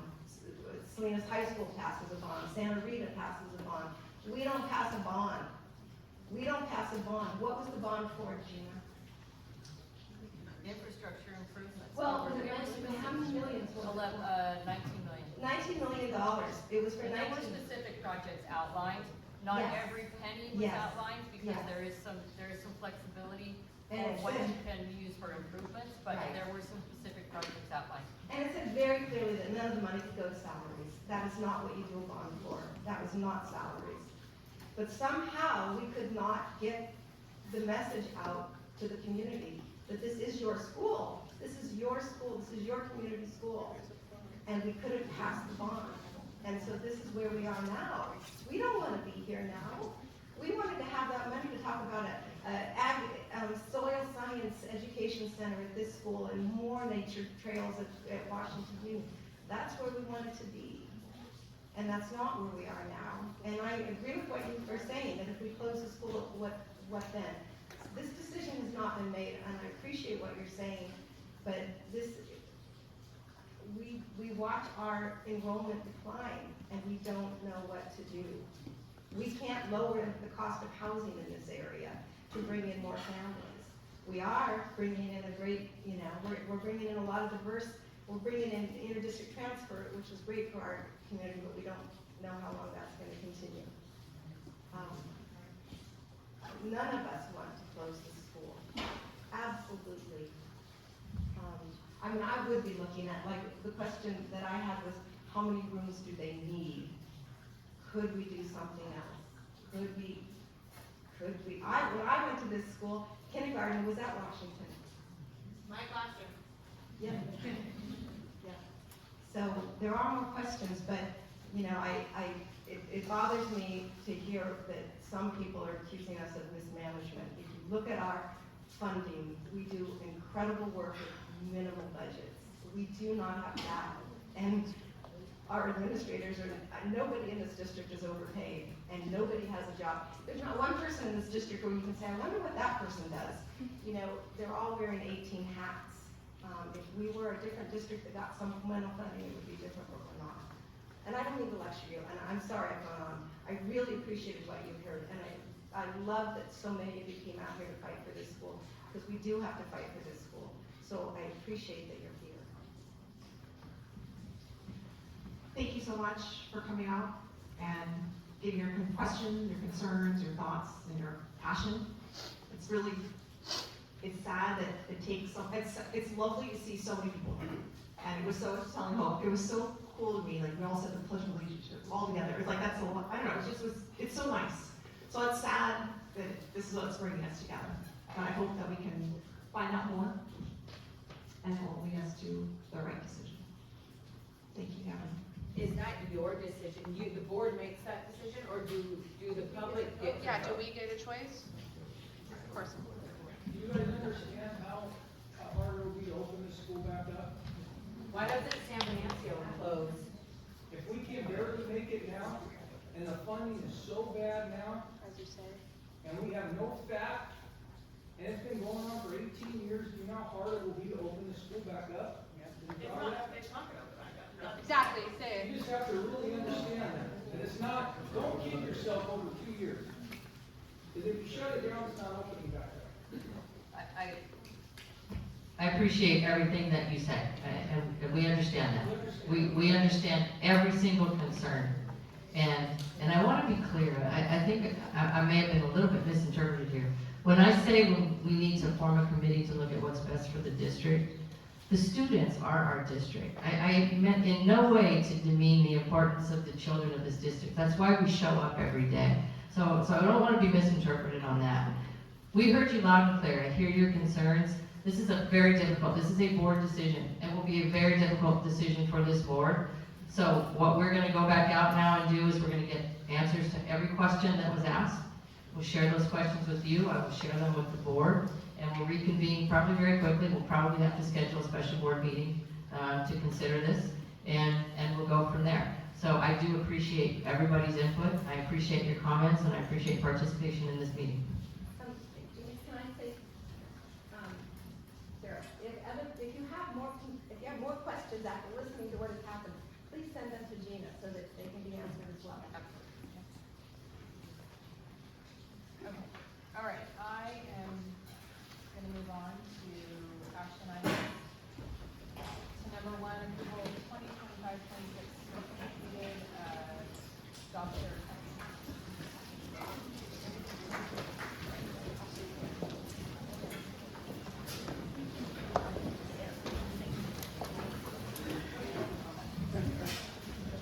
I'm gonna invite you all to leave if you were just here for that conversation, because I was not prepared to talk in front of all of you guys about my schedule for next week, but I will if you wanna stay and hear about it. Can I wait like a minute until people?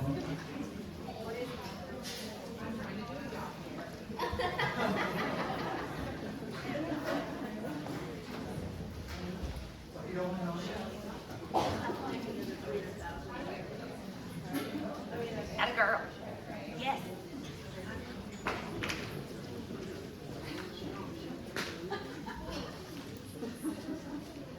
What a great audience for this presentation. Thank you for being here. Thank you, board, for taking the time to hear from us.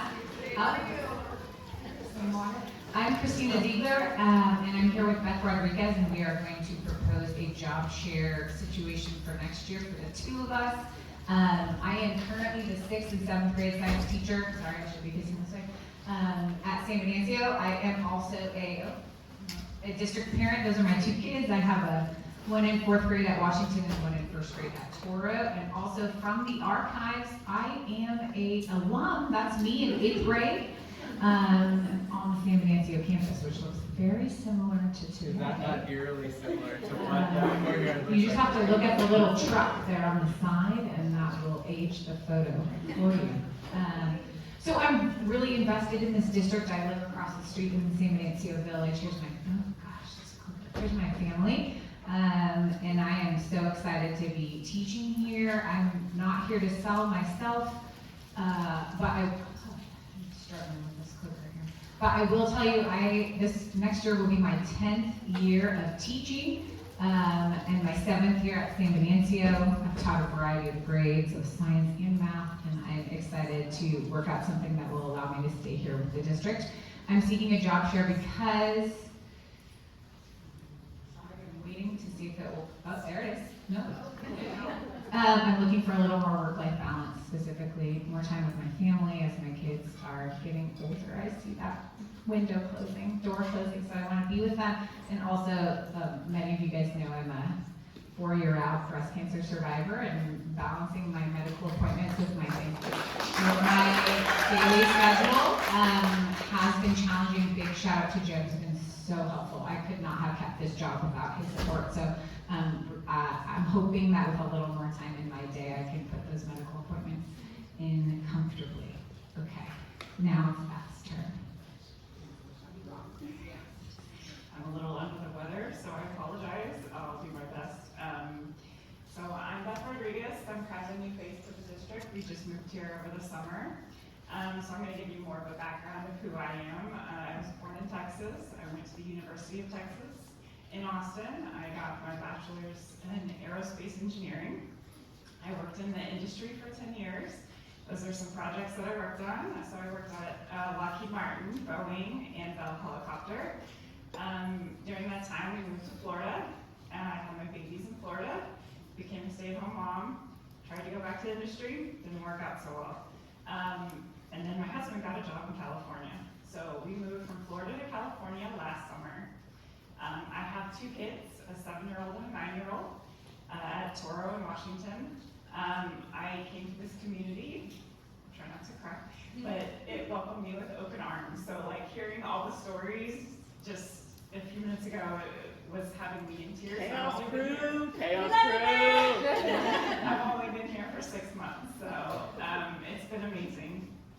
I'm an aide right now at San Venancio. I work with 6th, 7th, and 8th graders in math and science. This pivot to education has just been amazing for me. It has been so fulfilling. I go home every day feeling just wonderful about what I've done with the students that I work with. I've developed amazing relationships with them, and I know that this is my future path, and I would like to continue and get credentialed in single subject science.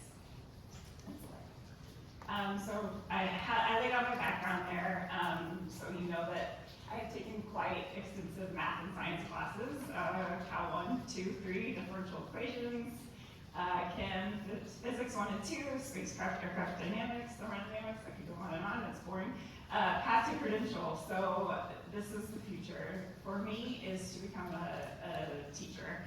And I've completed 1 of 9 classes. I want to do the internship, and I will be intern ready by this August, so that means taking 4 classes. I should be exempt from the CBEST and CSET based on my degree, and my goal is to complete all the internship requirements and all the classes by May of 2026. Christina approached me with this idea to job share. It's such a great opportunity for me. I will get to, dip my feet into, or toes into teaching at the same time that I get to credential, and I'll have that work-life balance too, to where I won't be swamped with a full-time teaching job, or, even as an aide, it's a lot of time for me to do this credentialing at the same time, and be there for my kids and be involved in their lives. So this is a great opportunity for me, and I'm very excited about it. I also love the middle school age. It's funny because Joe interviewed me and I wanted to work at Toro, and he just said, no, you're coming to the middle school. And he was right, and I love it. So thank you. And Christine. Okay, so how would this work? We're gonna go really fast. I'm sure everyone is ready to go soon. We're proposing a 60-40 split, so I would be the 60% employee, Beth would be the 40% employee. Currently, I teach 5 science classes, 3 of them are 6th grade science classes, and 2 are 7th grade classes. So the plan would be that I would keep the 3 6th grade classes, and that Beth would, take those 2 7th grade classes, and we've worked out that I would retain the full benefits. If I click it, then yes. It's because my computer's connected. It's all right, I'm just glad the slides are there. So the way we would work this out is we would both be on campus 5 days a week. Beth would teach 2 periods, I would teach 3 periods, so the students would have just one teacher throughout the year. She would have the 7th graders and I would have the 6th graders. We put some periods up here, but of course that's pending scheduling and everyone's approval. Some benefits we thought of is that you get to retain me, an experienced teacher, and that you would be able to develop an incoming teacher in a high need area. It would save the district money since Beth would be below me on the salary schedule. Added substitute coverage for us to just cover each other and have some smooth transition for the students. And then, of course, we've mentioned that work-life balance for both teachers. That's all we got. Thank you for listening. I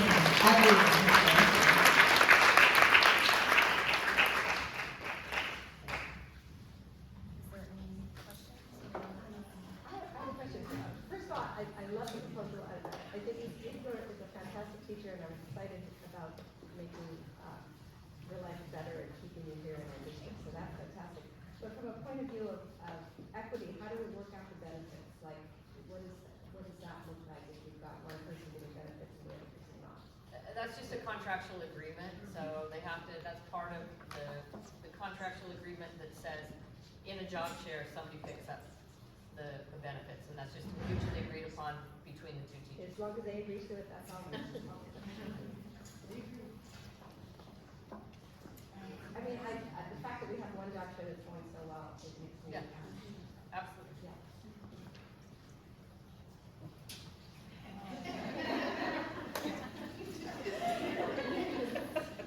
Okay, I'll make a motion to approve. Yeah, I was gonna say, Okay. I think the motion has to be, there needs to be a motion to approve pending certification or?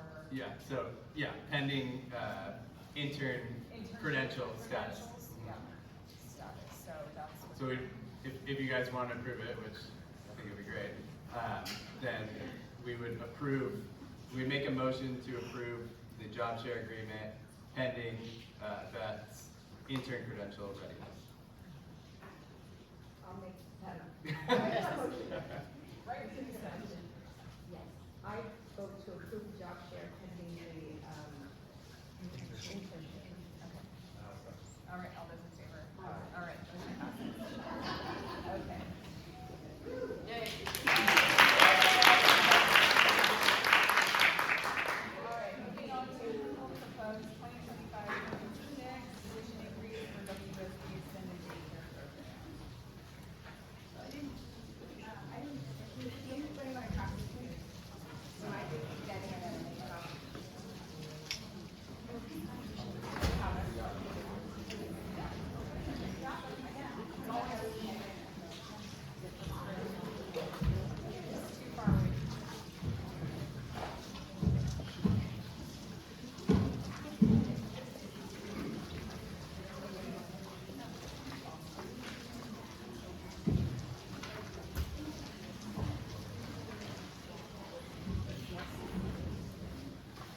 Hi, so I'm Charlene Stern. I'm the director of the Washington Union School Extended Day Program, commonly called Time for Me.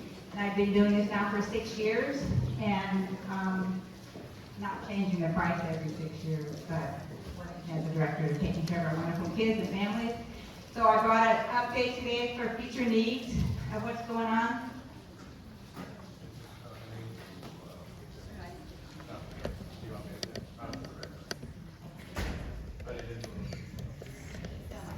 So this proposal presents a new rate to meet the next 2 years or more. We were really, the last time we did this was 2022, and those rates were able to sustain for 2 years. And one of the nice experiences for that is that families know, okay, it's the same thing. I don't have to like, what's the new number, right? Like, I want to do that again, and I'm hoping this time it'll go for 3 years. Increases include, but are not limited to COLA, potential inflationary factors, PSEA negotiations, cost of unit maintenance, and upgrades plus unknowns. inflation,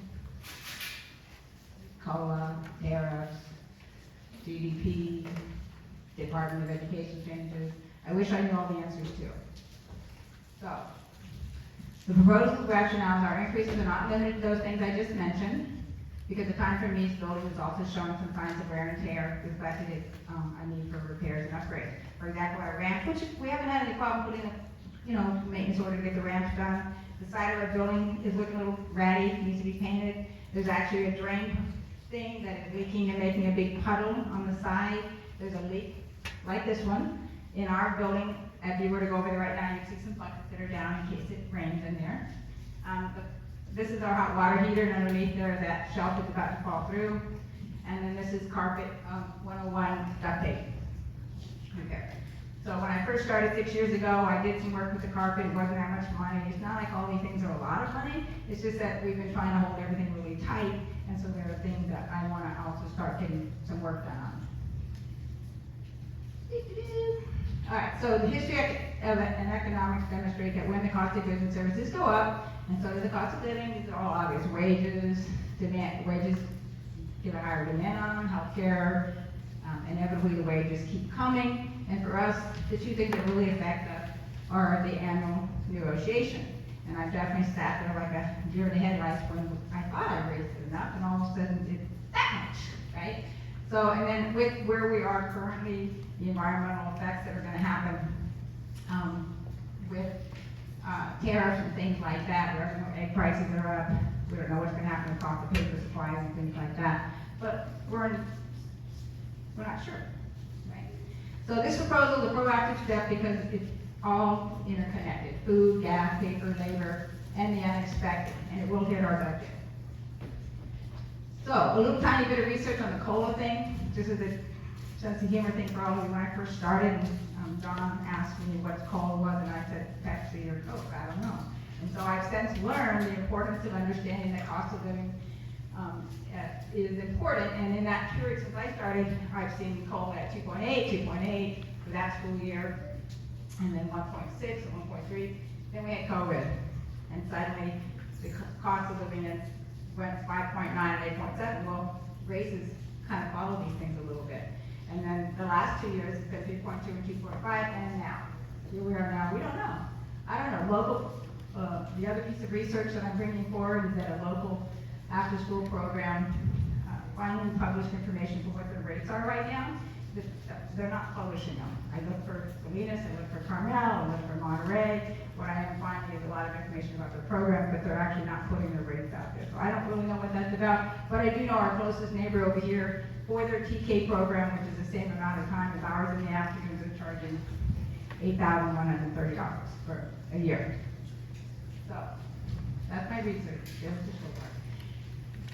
Some updates of what's going on. The ELOP, which stands for Expanded Learning Opportunities Program, is going really well. We're providing homework time for the first graders and up.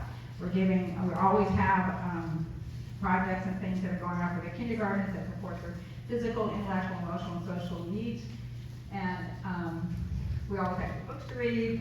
And I'm really happy to say that the teachers are taking on more of the social learning kind of stuff. In other words, bringing an activity that kind of supports that to bear in all three of our groups. Just so you know, we have room C, which is TK, kinder and first. Room B is second and third with the World Travelers. And then Ms. King has the fourth and eighth grade group. So that's how our breakup is. So these photos are just sort of giving you an idea that we have collaborative things we do. This was our great annual pumpkin challenge that we do, where the kids all in groups come up with an idea for what their one pumpkin, just one, and then we have a special event for that. We also are providing organically, locally sourced produce for our snack. And these are just some examples of some good books. And you can't see this, but one day we read a book that had to do with bridges between people and such. And so I gave them popsicle sticks and tape, and all the kids' challenges were to make a bridge. So this is our current tuition rate and schedule. 7 to 8 in the morning. This is TK all day, 7 to 8 in the morning. And then I have 1:30 on here because I'm trying to include the collaborative day. Obviously, the day on a regular basis starts at 2:15, 2:20. The midday is just the half of that, 11:30 to 2:30. The TK group, once they arrive, until 5:45, and then of course the one again. And these are where we're at right now for our rates: 52.20, 40.50, 40.50, 7.20. And I'm putting this over here for a reason, because per month, 5.20, 4.05, 4.05, 7.20. This has been our rate for the last 2 years. And another website that I did find research on, which is called Trust is Care, said that school age preschool in children is running 280 to 750 a month, so we're right in there. We're not like outrageous. So this is the proposed rate changes. This is where we are. This is a reiteration of what was on previous pages. These are some notes that relate to them. That comment I made about the local plan and what they're charging. And what I always do when I look at this is I break it down into the daily rate, right? And then I break it down into the hourly, right? So I'm gonna go through the notes for just a second, so if there's any questions you can ask about the notes. One of the things that's on here is I've had parents who have this short day who are picking up at 2:30 and then at 2:32, 2:35, and technically I'm supposed to charge $1 a minute for that. But I recognize they're trying to get from this school to that school. So one of the ideas that I have, because I want to bring this and this time to be the same, 3.5 hours, 3.5 hours, is to just make it a 3 o'clock pickup. The kids also get an opportunity to have snacks with their friends, because we serve snacks at 2:30, and then it's an easy pickup. We usually give them a snack when they're going out the door, but it might make it helpful for parents who have to go to other schools. And then another change that I'm looking at is, right now we have two kids that come over on the school bus from San Bernardino, and that's it. And I've seen this over my 6 years, that the older the kids are, the less they come. They get more involved in other activities, and they just stop, they show up inconsistently, let's put it that way. So one of the things I'm exploring is the idea of just having our services, instead of going to the 8th grade, we're going to the 6th grade. It's still a 20-to-1 ratio in that room, so there's still only gonna be 20 kids in there. So it's not, make or break it, we have a 7th grader in there kind of thing, it's still 20 kids. But in some of the concerns earlier about mixing kids, 4th graders with 8th graders, I feel you, because that's exactly the way I felt when we first like Jones all together. So the plan, this is plan 1, it's called LPS, called low plan. Plan 2 is the higher plan. And these are the rates that are pretty obvious. The percentage of change is right here, like a 6.9% change would be this one, 6.7, and so on and so forth, going down the list, if you will. The one thing that after I looked at this again, every time I go back to this work, I actually find myself thinking, well, wait a minute, hold on a second, hold on, wait. And what happened was, if you have a student that's in the program both morning and the afternoon at 7 hours and 15 minutes, it's $47.70. And over here, it's $50.85, right? And $52.20. And I'm not meaning to mess everybody up, but one of the things I'm looking at is not changing AM, just leaving that at 7.20 to make the rate for the combined time less. So, but anyway, this is the rates that I'm looking at, and what I'm looking for the board to do is ask me questions about, this looks good, I know that's kind of high, but the concept that's going to come up, or the negotiations are going to happen again this year, they're going to happen again next year, they're going to happen the year after that. The rule of thumb to me is somewhere between not at all, 2, 3, who knows? I don't know what that percentage is going to be, but I'm trying to get a rate that can stabilize and stay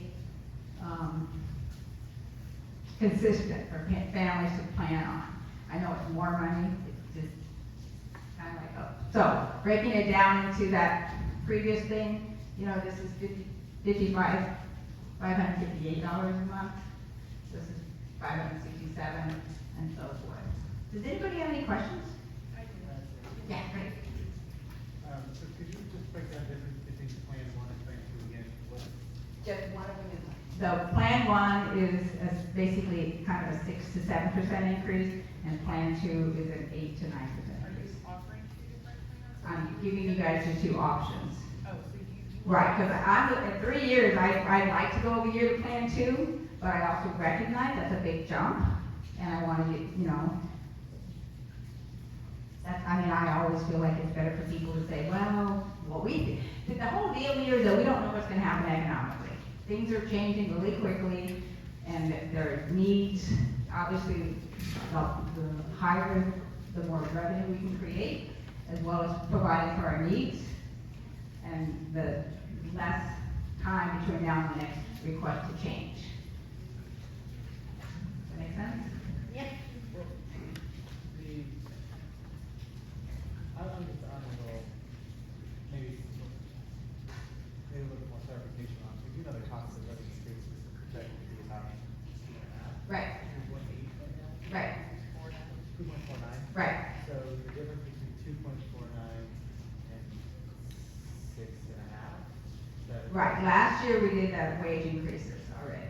Okay. So when I look at 2.5, I'm looking at this year, I'm remembering that last year it went up, and next year it's gonna go up. Okay. So I can't just make a 3% increase over the board, over, I don't know you guys, but across the board, and then I'll have to come back again, because then we did it again. And that was the tail chasing that I was originally discovering, is that I raised it, but then I have to raise it again. And parents are, how much is it now? Well, I mean, as one of those parents paying it Right. every year. Right. I would rather have it every year than being paying more now than I don't. Right, so that's where I started out, right here, with this Plan 1. Right here. That's where I started out, with Plan 1. And then I just, going back to that previous page about what we don't know is gonna happen with cost of goods. I mean, the tariffs that are gonna raise the price of paper and all that other kind of stuff. Not that I use that much paper. Yes, oh, Yeah, so, okay, so we know we have certain, child, teacher ratios that we've got. I mean, basically, how are we doing now? I mean, are we running into deficit? Are we gonna lose money on the program this year? no, but it's gonna be swing. It was bigger last year, it's gonna be smaller, and then of course, that's what happened, This year, we're making it, but you're saying next year, we could very well, in the deficit if we don't cut, what, the movie cut? no, I don't say anything.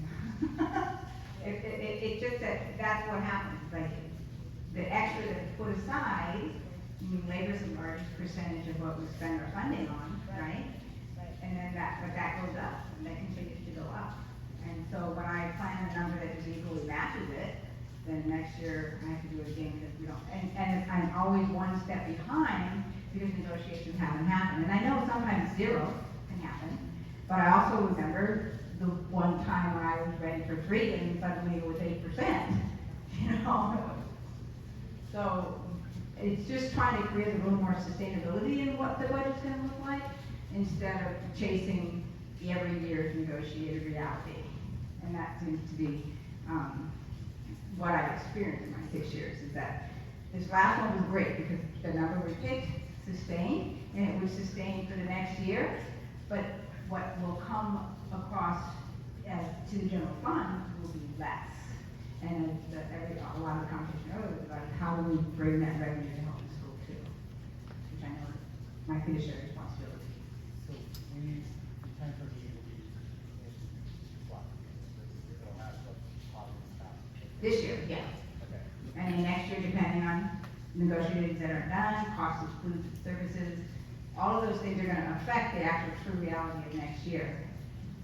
There's a lot of unknowns, it sounds like. I mean, it sounds like it needs to be raised possibly to meet some of the demands that she's not sure about, because the negotiations haven't happened, but I don't know if you raise it fully. I mean, it sounds like. And it's not a problem to go with Plan 1 and then come back in 2 years to see what we need to do for the 3rd year. Like, raise it Plan 1.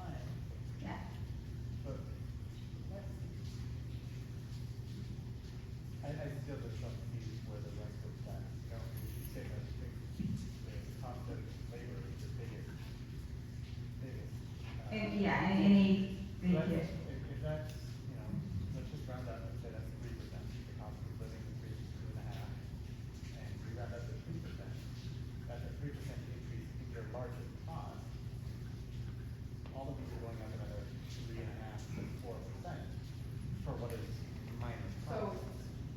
go to 2 years ago when it was changed, that raise happened. And that amount was done. So the next year, I didn't raise again. So let's just say, for sake of discussion, that was 3% more. So the little bit I raised then, the 3 went away, got used for, the 3 went away, got used for.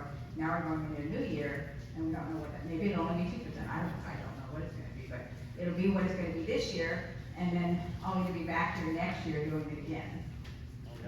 Cole, We have projections for the cost of. yeah, Cole is at 2.3, I think, 2.5, project. There was a slide in this presentation that says COLA's projected. I think, I looked it up, 2.3 or 2.5. Yeah, 2.34 for this year, but. But that's done in September. That projection was done in September. So whatever, all of the things that we know that are happening and how that's gonna, what next year, I mean, that's why I put this slide on here with, can I go back to them? If we could project out a couple of years for our school budget, I think. That's why I put this on here, because this was a nice, you know, and I have further back, this was kind of a nice trend that we had going on. And then we had COVID and we watched this happen. We watched it suddenly go here. So now we're here, and now what's gonna happen after this?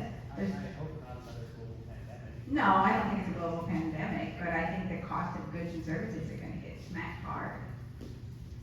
But there's still a big minor part of your budget, that's just personnel, that's a large part of your. Right, but it's also a part of every one of my employees' life too. Like, I need more money, I need my union to negotiate a better rate for me because it's costing me more to live. So that's the loop and the spin that makes me crazy. That's why it's on the first grade opportunity, because I don't know.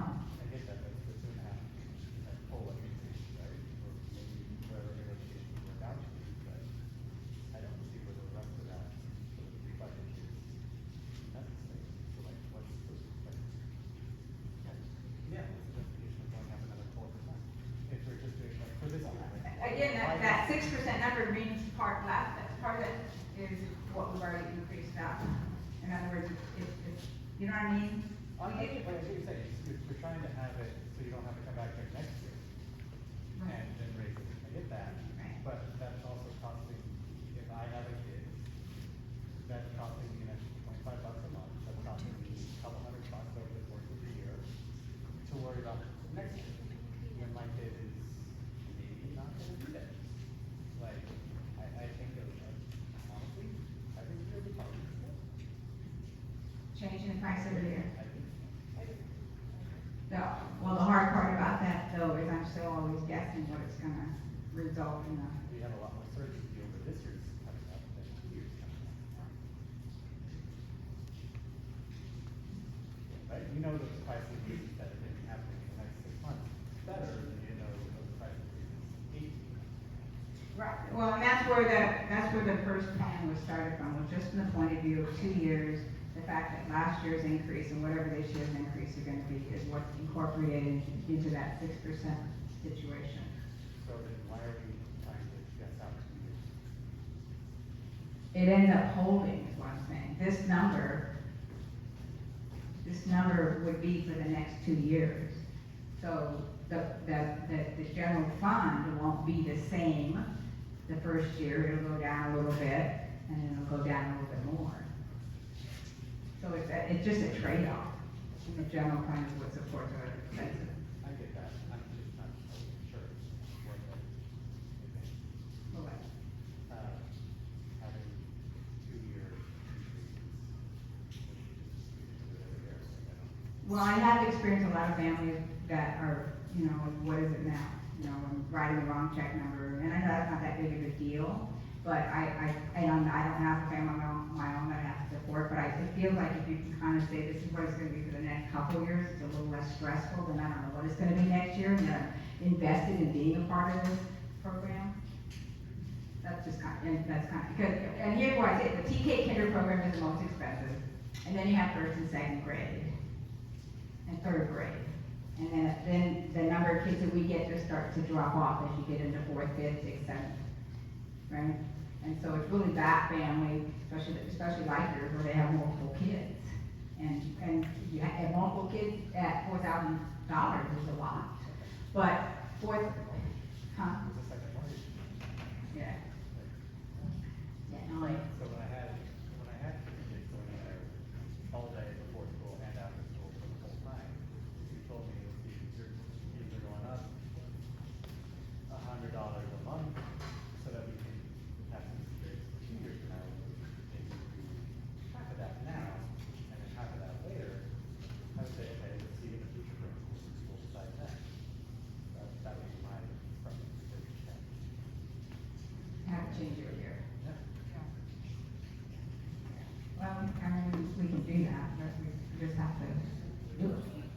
Every year, you know? This one though is the one that, that is catching up with the fact that we didn't do it last year though. Well, but that's about it. Are we okay? Because that's what Adam's saying, are we in the, we're not in the red right now, right? No, but I had my experience with that. Yes, but you're saying like we're catching up with last year, but. No, what I'm saying is that this, I didn't raise it last year. So if I were following what Adam, you know, was suggesting, I would have raised it last year. 3%. Then I'd be back here this year saying, okay, well, now we're at 55. Well, but what we want you to do is to raise it enough so that the program breaks even every year. Like, we don't, it's just, I mean, it would be nice if we made money, but we don't wanna make any of us back of our parents. So we're not gonna do that, so we wanna be right there, like, this is how much we're bringing in, this is how much it costs. Right. So, It's not, what would that? We want you to like sweep. Like, that's it. Like, you're making a plan to cover the cost. Right.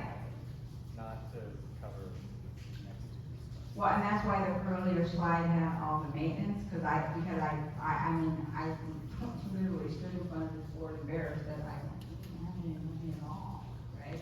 And so I haven't even come now, say, can we get the roof painted, can we get the roof fixed, can we, you know, fix these things? Because now would be another way to go about it, is to say, this is what my salary costs are, this is what my, Yeah, my budget has the salaries, the fixed, the variable, you know, when I do the budget, I have all those things lined out in there. okay. And when I line it out like this, there's, you know, there is extra, and that extra is there to be able to help do all these other things. Well, I guess that's what we want to know, is if we need more, then we need to know what we're using it for. Because you told us right now, the cost of living, we get that, like, that Yeah. makes sense. Like, oh, you need to pay your teachers more, okay? Right. It costs more to live, we get that. Yeah. But it's the additional, other 4% or 3%, it's like, well, yeah, we can't have that just base, what is that for? Well, what's that extra 2% for now? Yeah. Is for what we don't know is gonna happen in our negotiations this year. Yeah, I don't think we can have a gender base. Like, What? we need to tell them, like, this is what we are thinking for the future, for this year, and that's that. I think what she was referring to is contract negotiations haven't been done for this year yet. So what she's trying to bake in is a coverage to cover the salary increase generally. So when do we need to? Yeah, with it, That would be dependent on when she needs to get information out. We could certainly wait, and that would just be a number that would have to go out later, once we settle. parents would appreciate waiting if it meant maybe saving. It is important to note, we have not begun contract negotiations with our classified unit yet, so that very well could be a situation that goes deeper into the summer, perhaps into the fall, and then we have to do a retro. If we have to do a retro, then that can be problematic if she has to wait. That is one consideration that we're probably gonna have to make. You have to get your. I promised people that I would roll paperwork out in April for registration. And so so if I rolled out the paperwork right now with the current rates, and we, you know, see how it goes, right?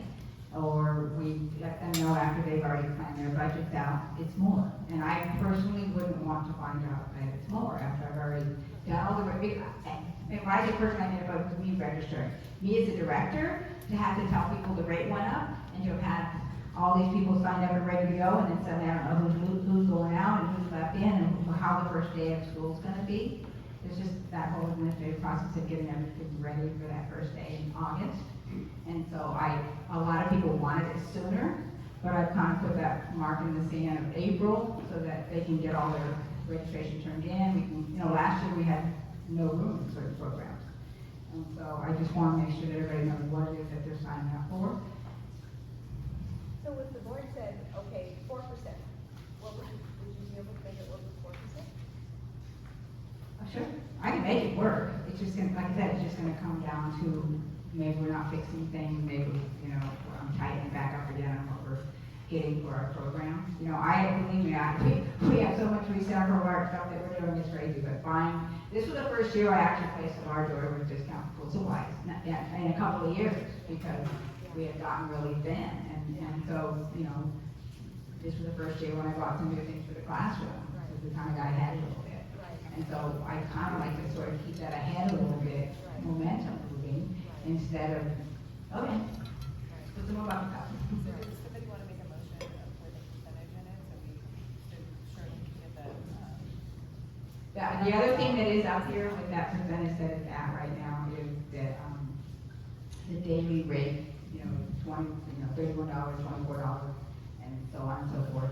So if you want me to come back with, I can just bring you back, you know, something that's, I'm trying to get out, let me put it another way, the cost of trying to find a 20% error because your daily rate is some weird number, it took a couple hours one day just to, what happened? Oh, that check was for 23 cents and it's just, so that's why one of the parts that I do, trying to be efficient with my own time, is that the daily rates are $31, $24, $24.50, $24.25, and that kind of a thing. So, and that's why, I don't know, it's not on here, but right now, this is $22.50 a day, and it's going up to $24 a day. So the cost of a latte is the cost of how much it's going up a day. So, I appreciate everything you're saying, you have the experience doing this thing. I think what I hear Adam saying is that we don't want money going to the bank. If you need the money for the program because the group is believing, you know, this is happening, then you need to come back and tell us that you need this extra money for that. And you don't want to be banking any money. So what is the number that you can live with that is going to make the program solvent? Oh, I'd have to take what that budget number is and just calculate that. I don't want to throw a random number out there right now. The general fund. should we come back in April with that number? I also I like can- to understand early, you know? I know, it's a hard. I can still put paperwork out there and I can put, you know, rates pending and, you know, we can just kind of figure it out. But I can, if you need me to come back with a lower percentage and a budget would probably help you to see where that's actually gonna, what that's gonna spread out to. And that, you know, if that's more helpful, I can do that.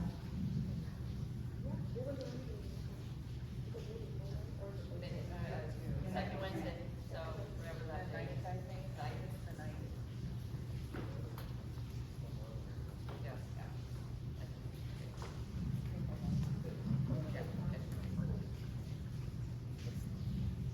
So if you wanna bring it into May, or do you wanna have a special board meeting with the rate? Bring it back in April. We'll bring it back, yeah. I'd like to know what the, Okay. what you need to survive next year. I'd like to know what is your budget, like, what is the number you Yeah. for your budget? Yeah. No, what the numbers are gonna match up to with the projected enrollment and the fixed and variable costs, I will show you exactly what that'll come out to, without any changes based on negotiation. Right, and I'm sure you're working with Gerardo, and because we know that the negotiations are gonna be within a certain range. So even if you go to the top range of what you might think it is, let's go with that, right? I mean, so, you mean, when you set the rates, if it's 4%, that should be enough, you know, whatever the negotiations are gonna be. Yeah. No problem, I can do that. So I'm gonna return with a lower percentage, one plan only, in April. For 1 year. Whatever that percentage is, that's what it is, but not worrying about 2-3 years from now. What is the?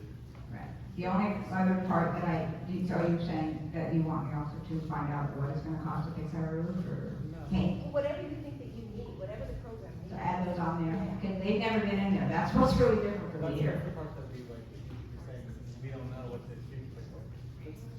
See what it needs. Okay, Yeah. I can do that too. We want you to be able to find whatever it is that you need to have a really good program, but we just don't know what that is right now. Gotcha. Okay. Any other questions?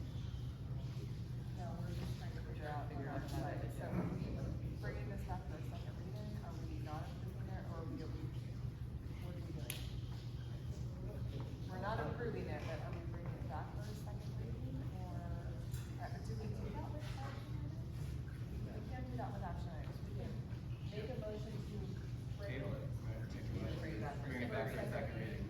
do I have a motion to bring it back? Any option for public comment? And then a second? Yeah. Oh, I'm sorry, yes, is there public comment? I just have some questions. Basically, and I have 2 children that use time for me, which I very much appreciate. I guess my questions are, the last time you changed rates was in 2022.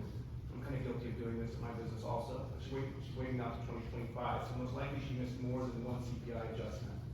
So I'm wondering if some of that percentage could be part of that. The second thing is, I disagree, some money needs to go into some type of bank, or there needs to be an area of cash available to her for anything that could be an emergency.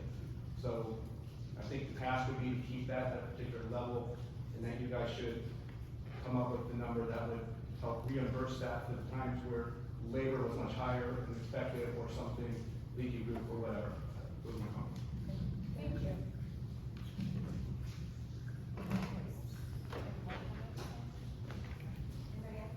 Okay, so, I'm sorry. Jennifer made the motion, Adam second, all in favor? Aye. So we're gonna bring this back for a second. Thank you, Shirley. Jennifer.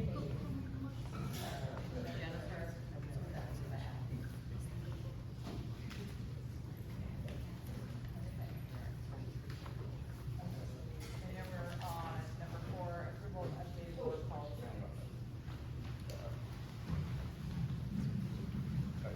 Any questions on the updated board policies? I'm going with now. So do I have a motion